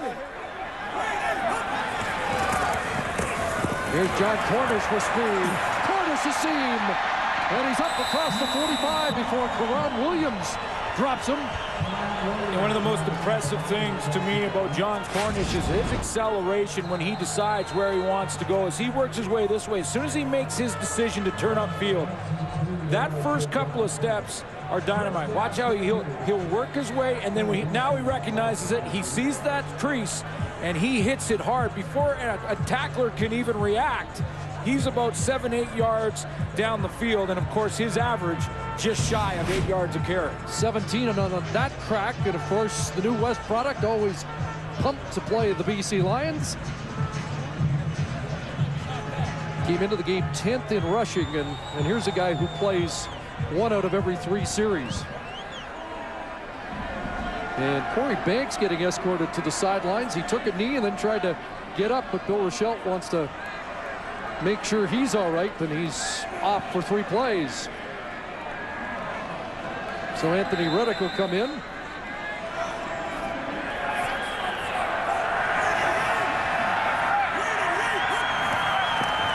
And here's Burris, the long out intended for R.J. Franklin's incomplete.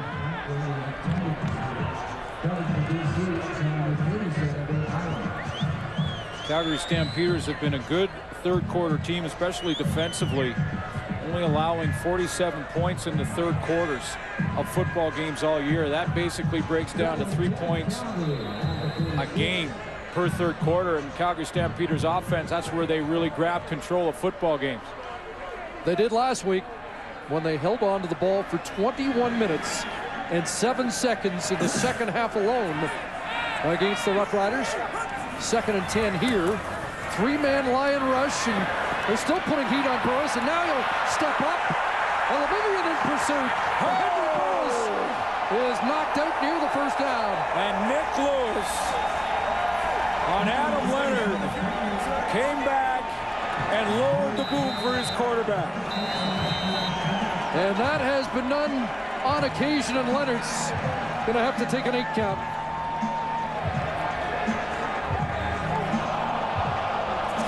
He's adding to that MOP candidacy tonight, isn't he? Well, Henry Burris takes off. No question, he's put it under his arm and he's going now. Take a look at the top of your screen. Here it comes. Right here, Nick Lewis on number 44, Adam Leonard. And he just puts a pad right in the middle of his shoulder pads. Oh boy. He's good for about 2 or 3 of those a season, but that's as high on the Richter scale as I think we've seen. Wow. Tad Crawford with the push out on Burris, but they give Burris the first down, and Leonard gets attention. Well, tomorrow the CFL on TSN continues with another doubleheader. First up, the Argos take on the Blue Bombers in Winnipeg. And following that, it's the Saskatchewan Roughriders, the Edmonton Eskimos. Live coverage gets underway at 3:30 Eastern, 12:30 Pacific. This one's worth another look. Well, Nick Lewis, he's the deeper receiver on the in route here, and then he sees his quarterback running, and he comes down on Adam Leonard, and you just hope that Adam Leonard's going to be okay and get up. This is a legal hit, and they don't get any bigger than that one right there. Objectionable conduct. BC number 21. It's a 10-yard penalty, and it's now first down. Now the BC bench was watching closely because Adam Leonard was down, and they were watching the Calgary reaction to see if there was huge celebration over the big hit. In other words, unsportsmanlike conduct and huge celebration with the player on the ground, and I didn't see that from Nick Lewis, and it looks like Adam Leonard's going to be okay. Well, that's good to see Leonard up and on the sidelines. Not the first guy to be run over by the 82 train. What a night for Nick Lewis. And now maybe the hit of the year. Flags fly. The penalty on Ryan Phillips brings the ball inside the BC 45. And procedure. Calgary number 68. 5-yard penalty. Remains first down. You know, I know Adam Leonard, he gets hit on that play, but how many receivers in football, in any league, have the guts to come back on a linebacker going full speed, weighing 240, and just throw your body in there like Nick Lewis has done so many times in his career? I mean, that's what makes it that much bigger. Well, there's not many linebackers that are much bigger than the 235-pounder. And they're coming full speed. I mean, 99%, and no disrespect to receivers around the league, and Jock, I know you're listening in the studio, but 99% of receivers are going to pass up that hit. I mean, you got a 240-pound linebacker flying to the football full speed. They're passing up that hit. Nick Lewis doesn't pass up that hit. In fact, he's probably looking for it every time Burris takes off. After the penalty, 1st and 15. And that pass incomplete at the feet of R.J. Franklin with the flag down. And Lewis was wide open on that play. I think the reaction from Henry Burris there showed it all. Now, he might have got a bit of a jump, and that may be the penalty flag here. But wow, was he open. Offside. Calgary, number 82. 5-yard penalty, repeat, first down. He didn't see his safety in the middle on that last play, and he was so excited about it. He jumped the gun a little bit as the Lions jumped his own. Look at him waving. Wide open looking, no one around him. You know, Corey Banks, thinking back to that hit, paid Lewis a compliment this week. He said he's an offensive guy with a defensive mentality, and it was never better illustrated on that last hit on Adam Leonard. 2nd and 15, catch is made. Robbie Bryant brought down at the 40. He's short of the first down, but does he get them into Rob Maver field goal range? And check that, it was 1st and 20, so it's now going to be 2nd and 6. And that's what it does. It takes a good chunk of it away. When you're 1st and long like that, you're not even thinking first down. You're thinking take a big chunk, get yourself in a manageable situation. So now 2nd down and 6.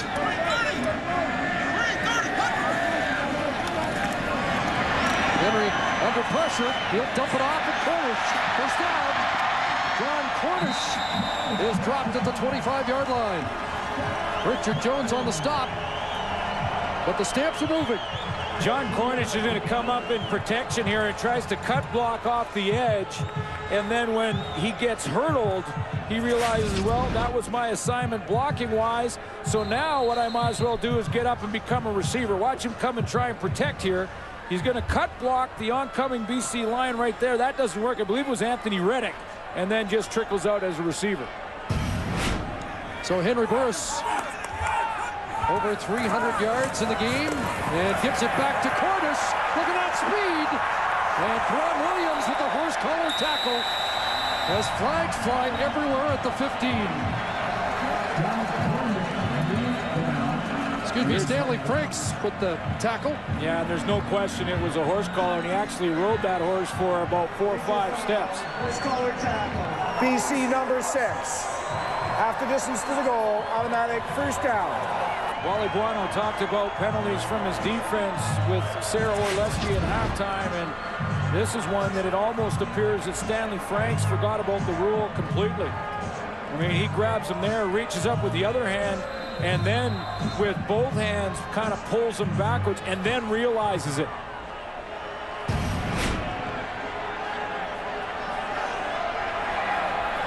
So it brings it first down inside the 10. Joffrey Reynolds checks in for duty. Play action fake to him. That wasn't available. Bruce takes off. Another flag as he's dropped at the 4-yard line. Like Brent Johnson sort of eliminated the throwing lane to the play side for Henry Burris, which made him take off and scramble to the backside. 10-year veteran has not missed a game.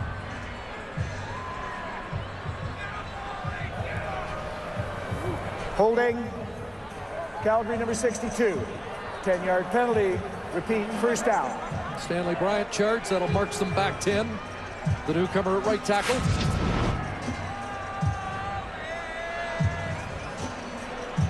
Ron Williams lined up outside him again. Looks like he's okay so far, but then as Ron Williams tries to fight back to make the tackle, he spins him.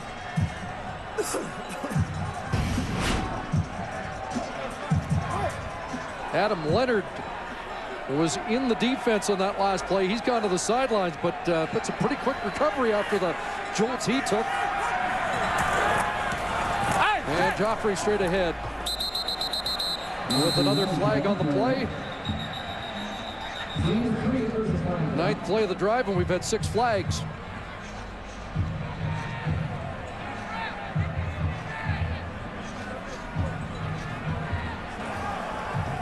Offside, BC 94.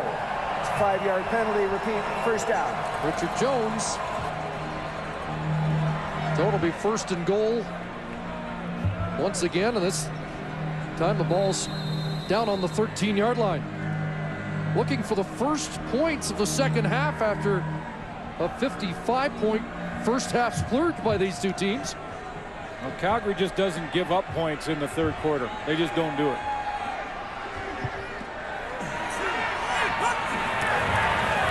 First and goal. Burris looking for the end zone, and Kenyon Rambo lost his footing, and there are no flags. Corey Banks down in the end zone, and Rambo looked like he was open, but the ball didn't arrive.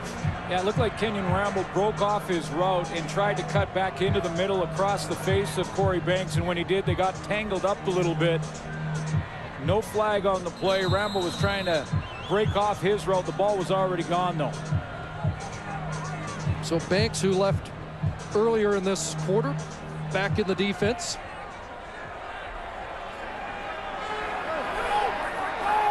And it's second and goal for Calgary at the Lion 13. And once again into the end zone and almost intercepted. The pass behind Kenyon Rambo and a shot at it for Stanley Franks. You know, Stanley Franks has got Henry Burris before, back in the end of August. A couple of interceptions by Stanley Franks. I know Burris at that time was trying to go after him. Newcomer in the secondary for the BC Lions earlier on in the season, and now he's settled in. You're a veteran at this point, no matter how many years you've been around that. There's a nice turn, and he really should have had that interception because that ball thrown behind Kenyon Rambo. Another one of those many BC Lion Rookie of the Year candidates. It'll be an interesting vote on who gets the nomination out of BC. So Maver in, 20-yard attempt. And Rob Maver puts it through. First points, third quarter, and it's a 4-point Stampeder lead.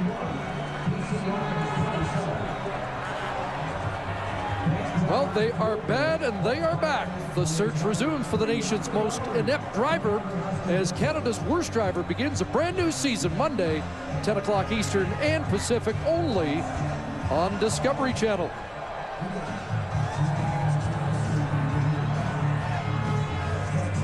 So the Lions limit the damage, but they are now down by 4.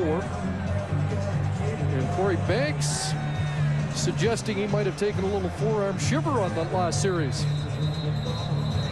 Now he's trying to point out exactly who it was, and I believe it was that one-on-one when Kenyon Rambo tried to cut across him. I'm sure the head coach and Wally Buono will explain to Corey Banks, that's fine, just don't retaliate. You get a chance to make a good clean hit on him later in the game, do it that way.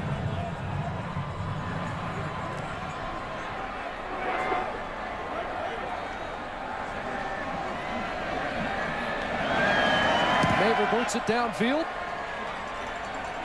Andrew Harris has been busy tonight, has a little trouble finding the handle. Now he's got it, and look out! Nice return. Maver will bounce him out at midfield. You know, it's amazing how often this happens, where a returner juggles the ball a little bit.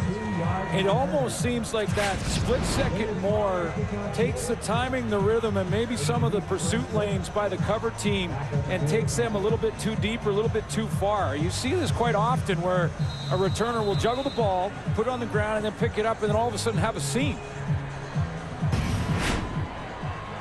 And that return of 34 yards sets things up for Travis Lulay near midfield. Lion 54-yard line.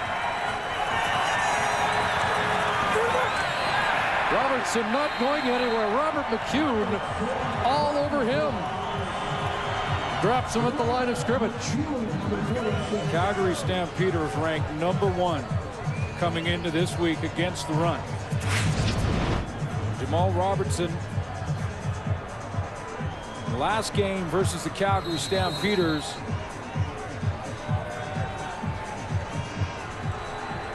had a big game, 140 yards rushing, but the Calgary run defense has been shored up since. Both 2nd and 10. Lulay underneath, Paris Jackson, and he dropped the ball, gets back on it as he tried to swim, made the swim move against Milt Collins, and the ball came loose. He'll be short of the first down after a pickup of just about 3. Well, for Lions fans, the A.J. Harris return, though, does get them some field position back. And in a 4-point game, it's important. That's a game of real estate at that point.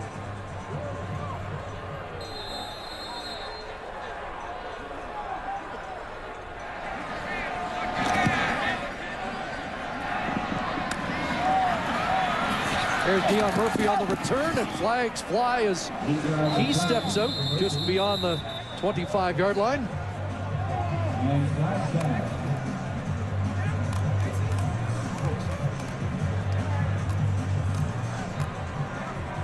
And it's been a busy third quarter for the officials. Holding on the return. Calgary number 27. It's a 10-yard penalty. Comes first down. That's Brandon Browder, and they'll back up 10. Well, they had a special ceremony at halftime. The Wall of Fame inductees for 2010. Boy, what a defensive end this guy was. Wilt Johnson, now a policeman in Calgary, and that'll lower the crime rate. Honored Bernie Morrison, a longtime linebacker from 78 to 88. Also honored. And unable to be here, Alondra Johnson, one of the all-time great middle linebackers and a favorite of this man, Wally Buono. Will fake to Reynolds and Nick Lewis. And Lewis takes a hard hit there as he crossed the 30-yard line as Ryan Phillips stepped up, and Corey Banks at the end of the play, and Lewis still down.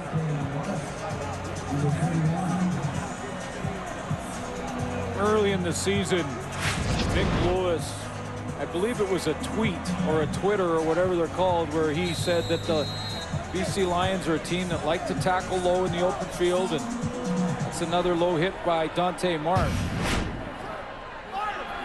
See the momentum of Banks landing on him a little late, but clearly not a late hit.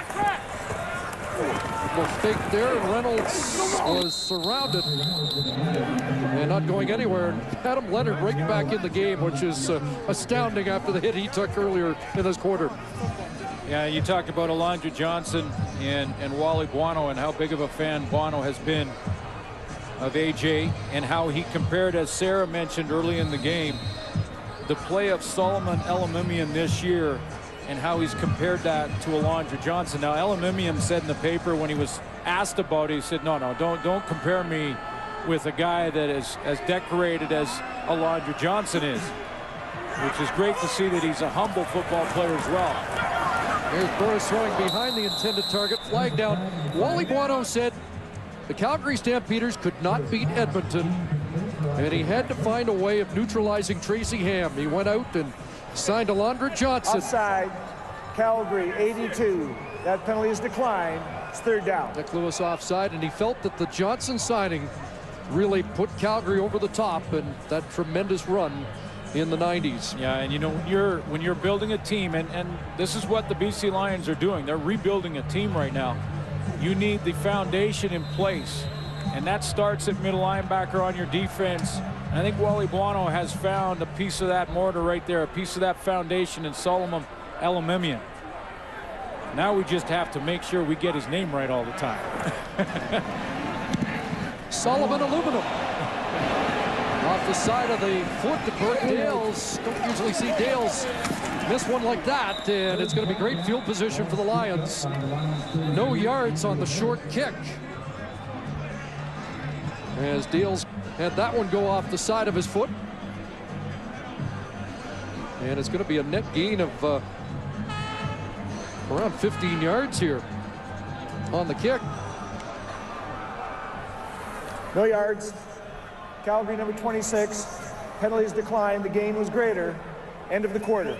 So Rod Cote was inside that 5-yarder. And that's the end of the third quarter. It's the Stamps by 4.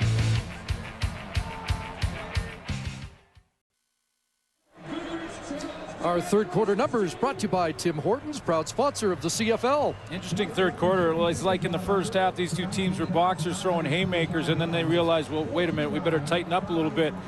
Good net yards for the Calgary Stampeders at over 400, and that defense for Calgary coming into this game, we're averaging just 3 points in the third quarter per game. They did not give up a point in that third quarter. You talk about the adjustments. They also limited the Lions to 30 yards of offense in the third quarter, almost like the offenses got tired out in the first half. Well, you know, Travis Lulay is going to have to try and push the field again and see if he can't try and get the Calgary defense in one of these man-to-man matchups. Second straight possession for the Lions that starts around midfield. This time inside Calgary territory, and a big run for Jamal Robertson, who bulldogs down to the 41-yard line. And maybe that's the way you do it if you're the BC Lions, is you go back to Jamal Robertson, and instead of attacking the perimeter, you try and just run it straight up the middle. And that's what the BC Lions try to do here. They get some good blocking up front.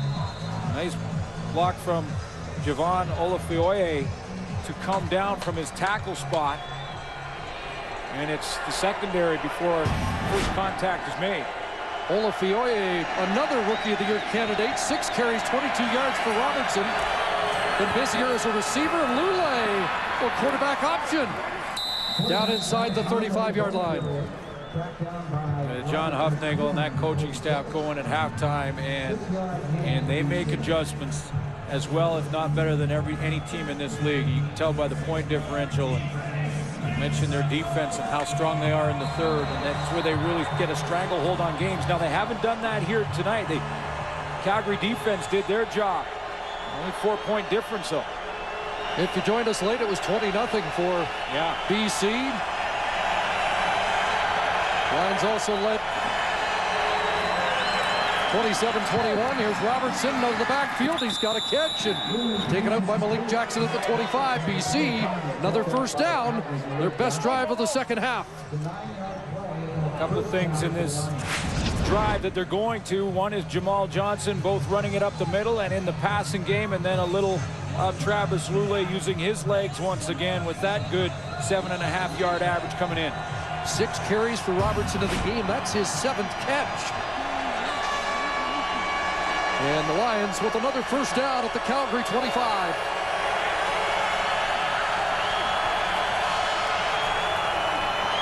Robertson again, and this time into the arms of Juwan Simpson and company. Team leader in tackles stepped into the hole that time. He didn't want one play to become a trend for the BC Lions in this fourth quarter. that one quick hitter by Jamal Robertson that got pretty good yards in the first down, and then Chris Jones, middle linebacker, shut the door on that one. Mentioned he was a healthy scratch late last year. He was a rush in with the Stamps defense, back at his collegiate position of middle linebacker where he starred and captained at Alabama. 2nd and 8. Lule in trouble. Malik Jackson. Lule tosses it away, and it's intercepted. And it is Juwan Simpson who fumbles, and the Lions get it back. Jamal Robertson knocks it out. It is BC football after a Juwan Simpson interception of a ball that Travis Lule shouldn't have thrown. It's a full moon. It has to be. That's as wacky as it gets. First of all, Travis Lule wanted to go to G. Simon, who was covered by Brandon Browner and doubled, so he has to pull it down. He wanted to go to Simon there on that short side. He couldn't. Now he should never have thrown that ball. Throws it right into the hands of Juwan Simpson, who was then stripped by Paris Jackson. Last to touch it, Jamal Robertson. BC gets the ball in the change of possessions. Well, it is a full moon here over McMahon Stadium, but Lion fans are saying it's been a full moon for about 3 weeks now, or maybe longer. So it is a first down. It backed up a little further at the 41-yard line. Lule with time. His favorite target tonight is Robertson working against Malik Jackson. And how many times have we seen Jackson push him out after a decent first down gain? But it's been all Jamal Robertson here. I mean, the quick hitter to start the drive, a couple of catches in the drive, and maybe the most important play for the Lions, the last to touch it on the turnover and the fumble. Juwan Simpson had it, he fumbled it, knocked it out of bounds, last to touch to regain possession, because the Lions are in field goal range right now. Couple of Lule interceptions here in the second half, and fortunately for him, the last one doesn't cost him. Although they did lose 15-20 yards in the exchange, but it is BC football looking at 2nd and 2. 2 backs behind Lule. And it is Robertson. It is the first down as he lunges down to about the 27.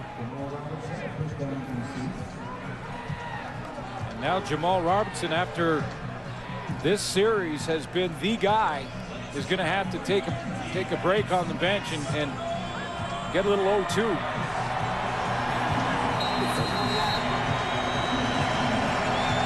So first down for BC, and you keep wondering if it's G. Simon time. Rolly Lambala checks in. The fullback is the lone running back. Double tight ends, 3 receivers out. Pressure still comes, and they got Lule back at the 35. And it will be Charleston Hughes, who was impressive in the first half, getting to the quarterback. Well, he did step it up in the first half. A forced fumble turned into a touchdown to Keon Raymond. He also made Travis Lule, got to him on a pass. And this time he's coming around the edge. And it's going to be Brandon Isaac that forces him up into Charleston Hughes. 7th sack of the season for Hughes. Loss of 5. 2nd and 15. And loud at McMahon. Lule steps up, flags down, everything opens up. Travis Lule is stopped at the 12, but is it coming back? Boy, Travis Lule is trying to go to G. Simon. That's a couple of times in a row. Now he's on the limp after a big run. Is this coming back, though? It is. It's procedure against the Lions. Oh, boy. Robert McCune shaken up on the play. He'll get attention from Pat Clayton and the staff. Illegal procedure, illegal formation, no end. Number 69 lined up at the end, BC. It's a 5-yard penalty, and we'll repeat, 2nd down. 69 is an ineligible number. Again, no 69 listed for BC. And may have been 68 if Justin Sorensen. Illegal formation, and that run comes back. Yes, it negates a huge Travis Lule run. will step out here at McMahon. Robert McCune looked like he injured his arm on the play. He's going to take a huge ice bag.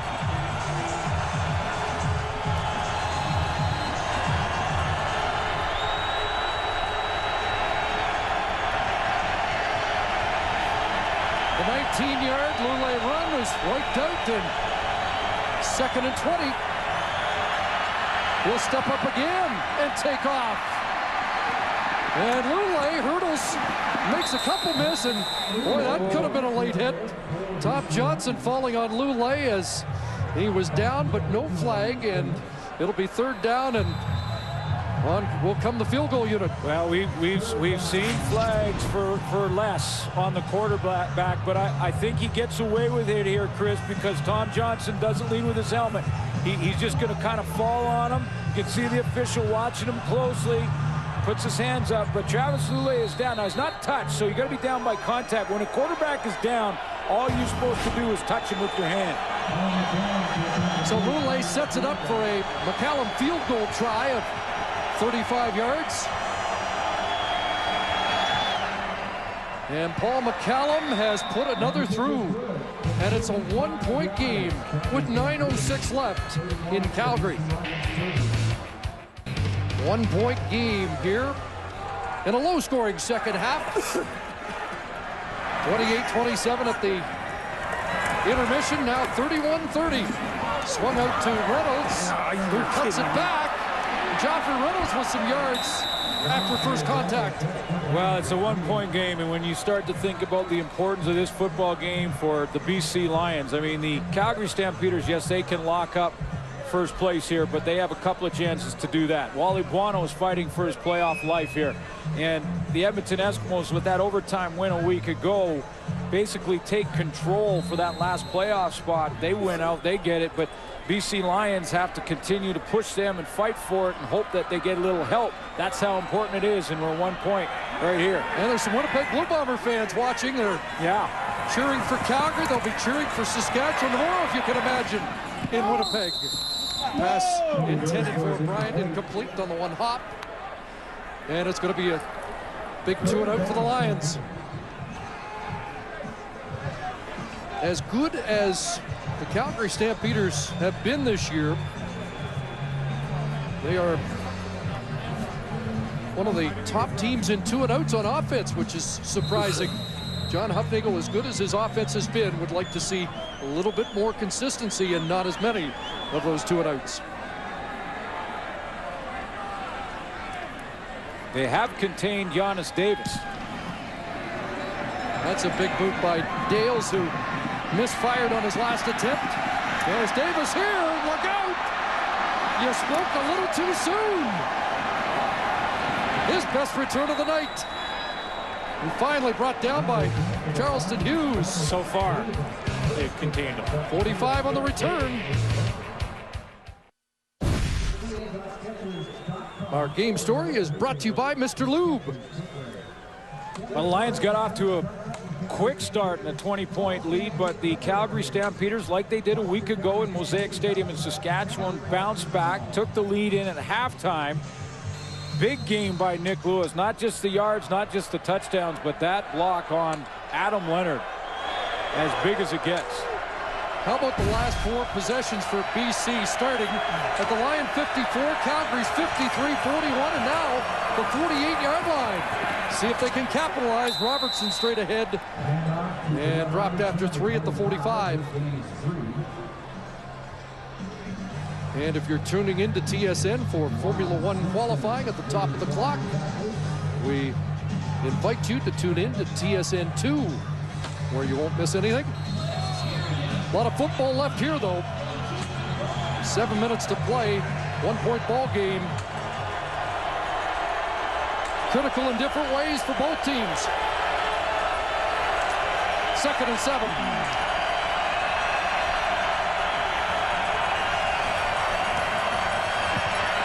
A lot of steamboats for Simon, and all over him was Brandon Browner. a knockdown, but a flag, and they're going to call pass interference. Geroy Simon came across the middle, and I think he's been trying to talk to his quarterback, Travis Lule. I've watched him on the bench a little bit. I've watched him in the huddle to go ahead and throw it to him. Pass interference. Calgary, number 27. Automatic first down. Even though he's going against Brandon Browner, I think that Geroy Simon wants the ball thrown in his direction to try and even draw the penalty. And I mean, you be the judge. He tries to cut across the face of Browner here. He grabs him, gives him a tug, and then comes back inside and gets called on it. Gets the Lions a first down. BC in field goal range right now. Robertson is taken down immediately on the play, and Charleston Hughes has had a big night on that Calgary defense. You know, Travis Lule on some of the big plays. You go back a couple of series ago in his big run, he's trying to get the ball out there to Geroy Simon. And Geroy Simon is not only covered by Brandon Browner when we go back to this one, but Browner at times is getting help over the top from Wes Lysak, the safety, as you see coming into the picture there. So basically a double team. Lule's trying to get it to him. He threw it to him to draw the penalty flag on the last one. Second and almost a full 10. 5 receivers out and pressure's on. Dumped off. Robertson breaks one tackle and he's dropped at the 20. He'll be about 3 yards short. Boy, it's a fun matchup to watch. You know, Geroy Simon tries to run once again the dig route. Now Lule is going to abandon him because you're going to see Browner again. Watch this. This is what he does. He will do this, and then it's a grab, it's a little tug right there, and then he lets him go. And what he hopes is that the official misses that one. Now, had Lule thrown the ball right there, right then, it would have been another flag on Brandon Browner. He doesn't, he drops it off, so no flag. So Paul McCallum to put the Lions in front from 27 yards out. And he doesn't miss. The BC Lions have reclaimed the lead with 5:10 to play. Well, it's Friday night, and it's a chance to once again say hello and a special troop salute to our men and women, the Canadian Forces. Meet Warrant Officer Jim Blackmore, member of Joint Task Force Afghanistan, which provides support to Afghan security forces. Roughly 2,800 Canadian Forces personnel are currently deployed to the Afghanistan mission, officially known as Operation Athena. I want to thank Warrant Officer Jim Blackmore and all those in the Canadian Forces for what they do on a daily basis. Yes, the men and women who are there now and who have been and will still be deployed. Calgary takes over at their 35. Burris, looks like he short-armed that, and it comes up about a yard or two short for the intended target, Robbie Bryant. Yeah, you know, David Highland out on that wide side corner he's impressed me. I know he hasn't seen the football a whole bunch, but he's been making sure tackles on the outside, and he's been close enough to maybe cause a little doubt to creep into the mind of Henry Burris, because I agree with you, Chris. I think he didn't want to really put it out there to Robbie Bryant because David Highland was close enough to maybe make a play on it. Well, it's 2nd and 10. 4 receivers wide side, corners the setback. Here comes the rush. They've got Burris, and down he goes. So the Lions chalk up a sack, and Karan Williams has his 5th of the year. First sack of the night for BC. He's been working on Stanley Bryant, and Bryant has had a couple of plays, but he has also been schooled a couple of times. Now this happens, Chris Schultz will tell you, to all offensive linemen in their first game. Karan Williams, an inside swim move right there on number 62, who's trying to find his way and get his feet planted. His first game. Back-to-back, 2 and outs for the Stamps here in the 4th quarter. Giannis Davis. And he's outside. Another good return. Cuts back across midfield, still going. Burke Dales can't bring him down. And finally dropped at the 30. Cornell with the tackle, but after being quiet for 3 quarters, Giannis Davis is turned loose. Well, you have to contain him for the entire 60 minutes. 3 quarters, the Calgary Stampeders basically shut down one of the most dynamic return men in the Canadian Football League, along with Chad Owens of the Toronto Argonauts. Maybe you could put Marcus Thigpen in there, the Hamilton Tiger Cats, but look at Giannis Davis, who had 244 combined yards when the BC Lions beat the Calgary Stampeders 4 weeks ago. 48 yards on that return after a big one earlier in this 4th quarter. And the Lions have a first down around the 30. The fake, or was it a little mix-up in the backfield? And Travis Lulay eats the ball. Yeah, he had to. You know, when you think about outstanding player nominees, I know that people are almost writing in Chad Owens from the Toronto Argonauts, and when you look at his numbers, I mean, you can't argue it, especially in all-purpose yards with Owens on that left column at over almost 3,000 all-purpose. But, boy, you can make an argument for Giannis Davis, can't you? At least coming out of the West, certainly. And another Rookie of the Year candidate. Exciting guy in a lot of ways, but for the most part, it's been Robertson in the backfield tonight. As they look at second down, and there's Robertson out of the backfield. And he'll be dropped at the 25-yard line. It will be 3rd down. A 10th catch for Robertson. Sets up McCallum for another field goal attempt. Well, new this season, TSN 2 brings you even more NFL action with weekly Sunday games beginning at 1 Eastern, 10 a.m. Pacific. This Sunday, the Redskins take on the Bears live from Soldier Field. 2-point lead here for BC, and Paul McCallum 33 yards away from making it a 5-point BC Lion advantage.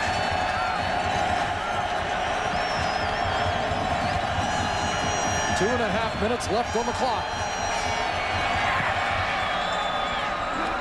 And McCallum drills another. 36-31 as McCallum's hit 5 for 5 on the night.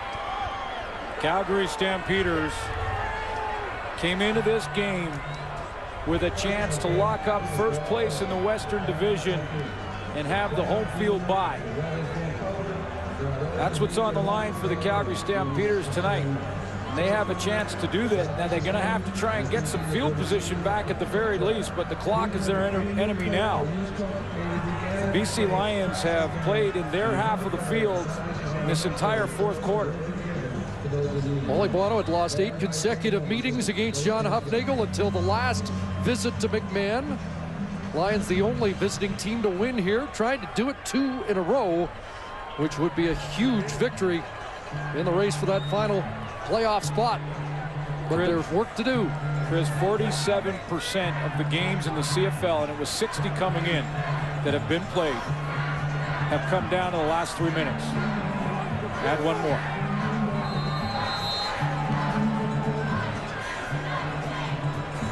Dion Murphy hoping to set the table for Henry Burris in the offense with a big return. That's something the Lions have had going for them in the second half.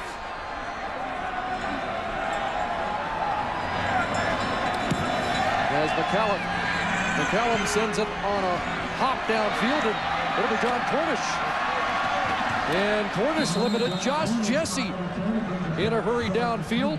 The rookie out of Montreal with the tackle, and Cornish shaken up. Jesse involved, as was Andrew Harris, who really got things started in the return game and the field position advantage. The end of the 3rd quarter and heading into the 4th, and good special teams play has been the advantage in this 4th for BC. What a difference a half makes for Henry Burris. Big night offensively, but quiet in the second half. Fakes to Reynolds, and that pass complete to Kenyon Rambo up at the 43. And you know, Calgary fans are probably wondering what happened in this second half. Dave Dickinson calling the plays from the sideline. Offensively, you saw the numbers and how far they've dropped off in the second half for Calgary. And the only thing I could say that's been different from this week to last, 21, Joffrey Reynolds.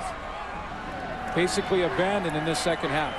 They didn't get it going early, but as you pointed out, they stuck with it in Saskatchewan. They have it tonight. Not likely here on 2nd and 10, but they can use him as a receiver. But Anton McKenzie is right on the scene.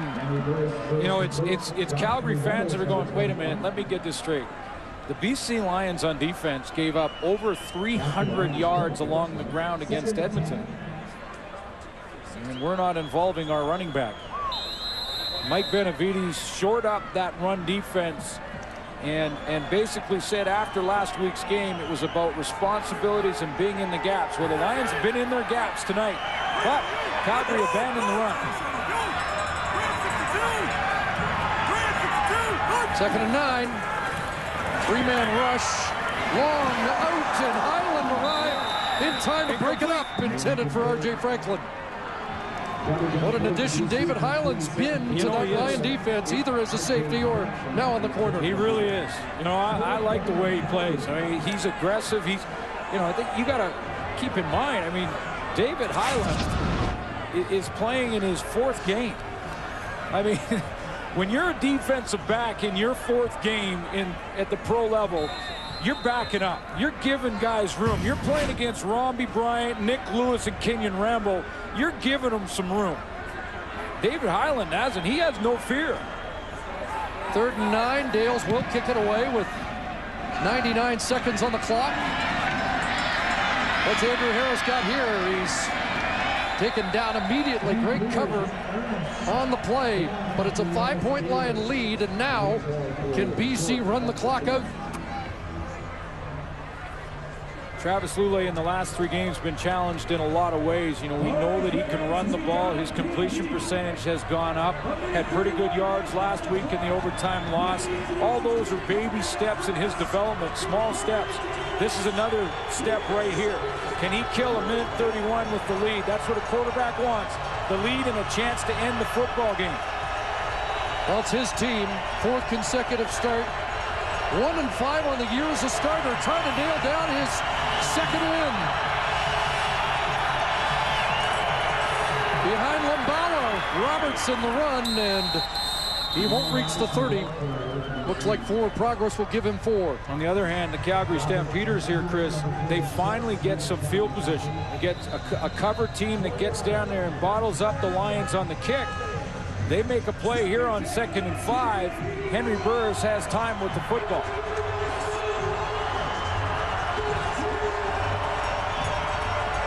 And a timeout called, which will have Lulay go to the sidelines and confer on a critical 2nd and 5.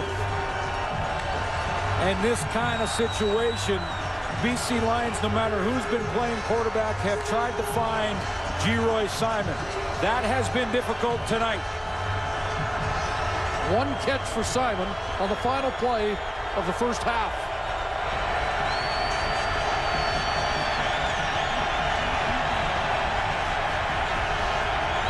Second and 5. Almost offside. Lulay scrambling, and McCune brings him down. 2nd sack of the night. Calgary fans turned up the volume, and I think the communication broke down for Travis Lulay here and the BC Lion offense, because they had some problems with motion. They had some problems with motion, and with their snap cadence to try and get this ball snapped. Receivers were bouncing around the line. They weren't sure, and then the play broke down. Travis Lulay just tried to get what he could. So Chris Jones' crew comes up with a play they need. Clock running. McCallum going to use as much of it as possible as Murphy awaits at around the Calgary 45-yard line. Snap with 2 seconds on the play clock.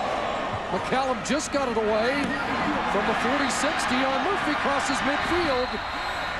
So Henry Burris and the Stamps offense have 50 yards to go, but they need a touchdown to win it. And here is the ugly stat that hangs over Wally Buono's head in this football team. They are 1-6 this year in games that are decided by 7 points or less. It is a young team that has had trouble finding ways to close out games and finish games. Go back to that Winnipeg game. And here they go. They need to lean on their defense now. First time Calgary started in BC territory in the game.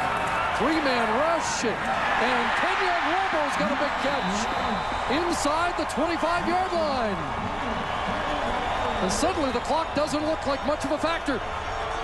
The gap between linebackers and the secondary, too great here for the BC Lions on defense. Anton McKenzie tried to run underneath Kenyon Rambo. At the time he got his head around, it was too late, and Tad Crawford too far off. Rambo 115 yards on 7 catches tonight. Short drop, a pump, and a wide open receiver. R.J. Franklin dropped the ball. He dropped the winning touchdown. He was too wide open.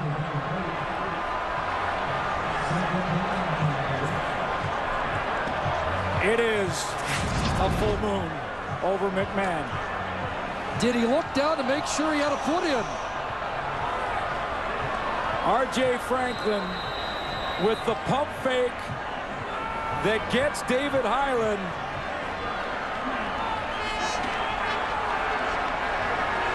Wow.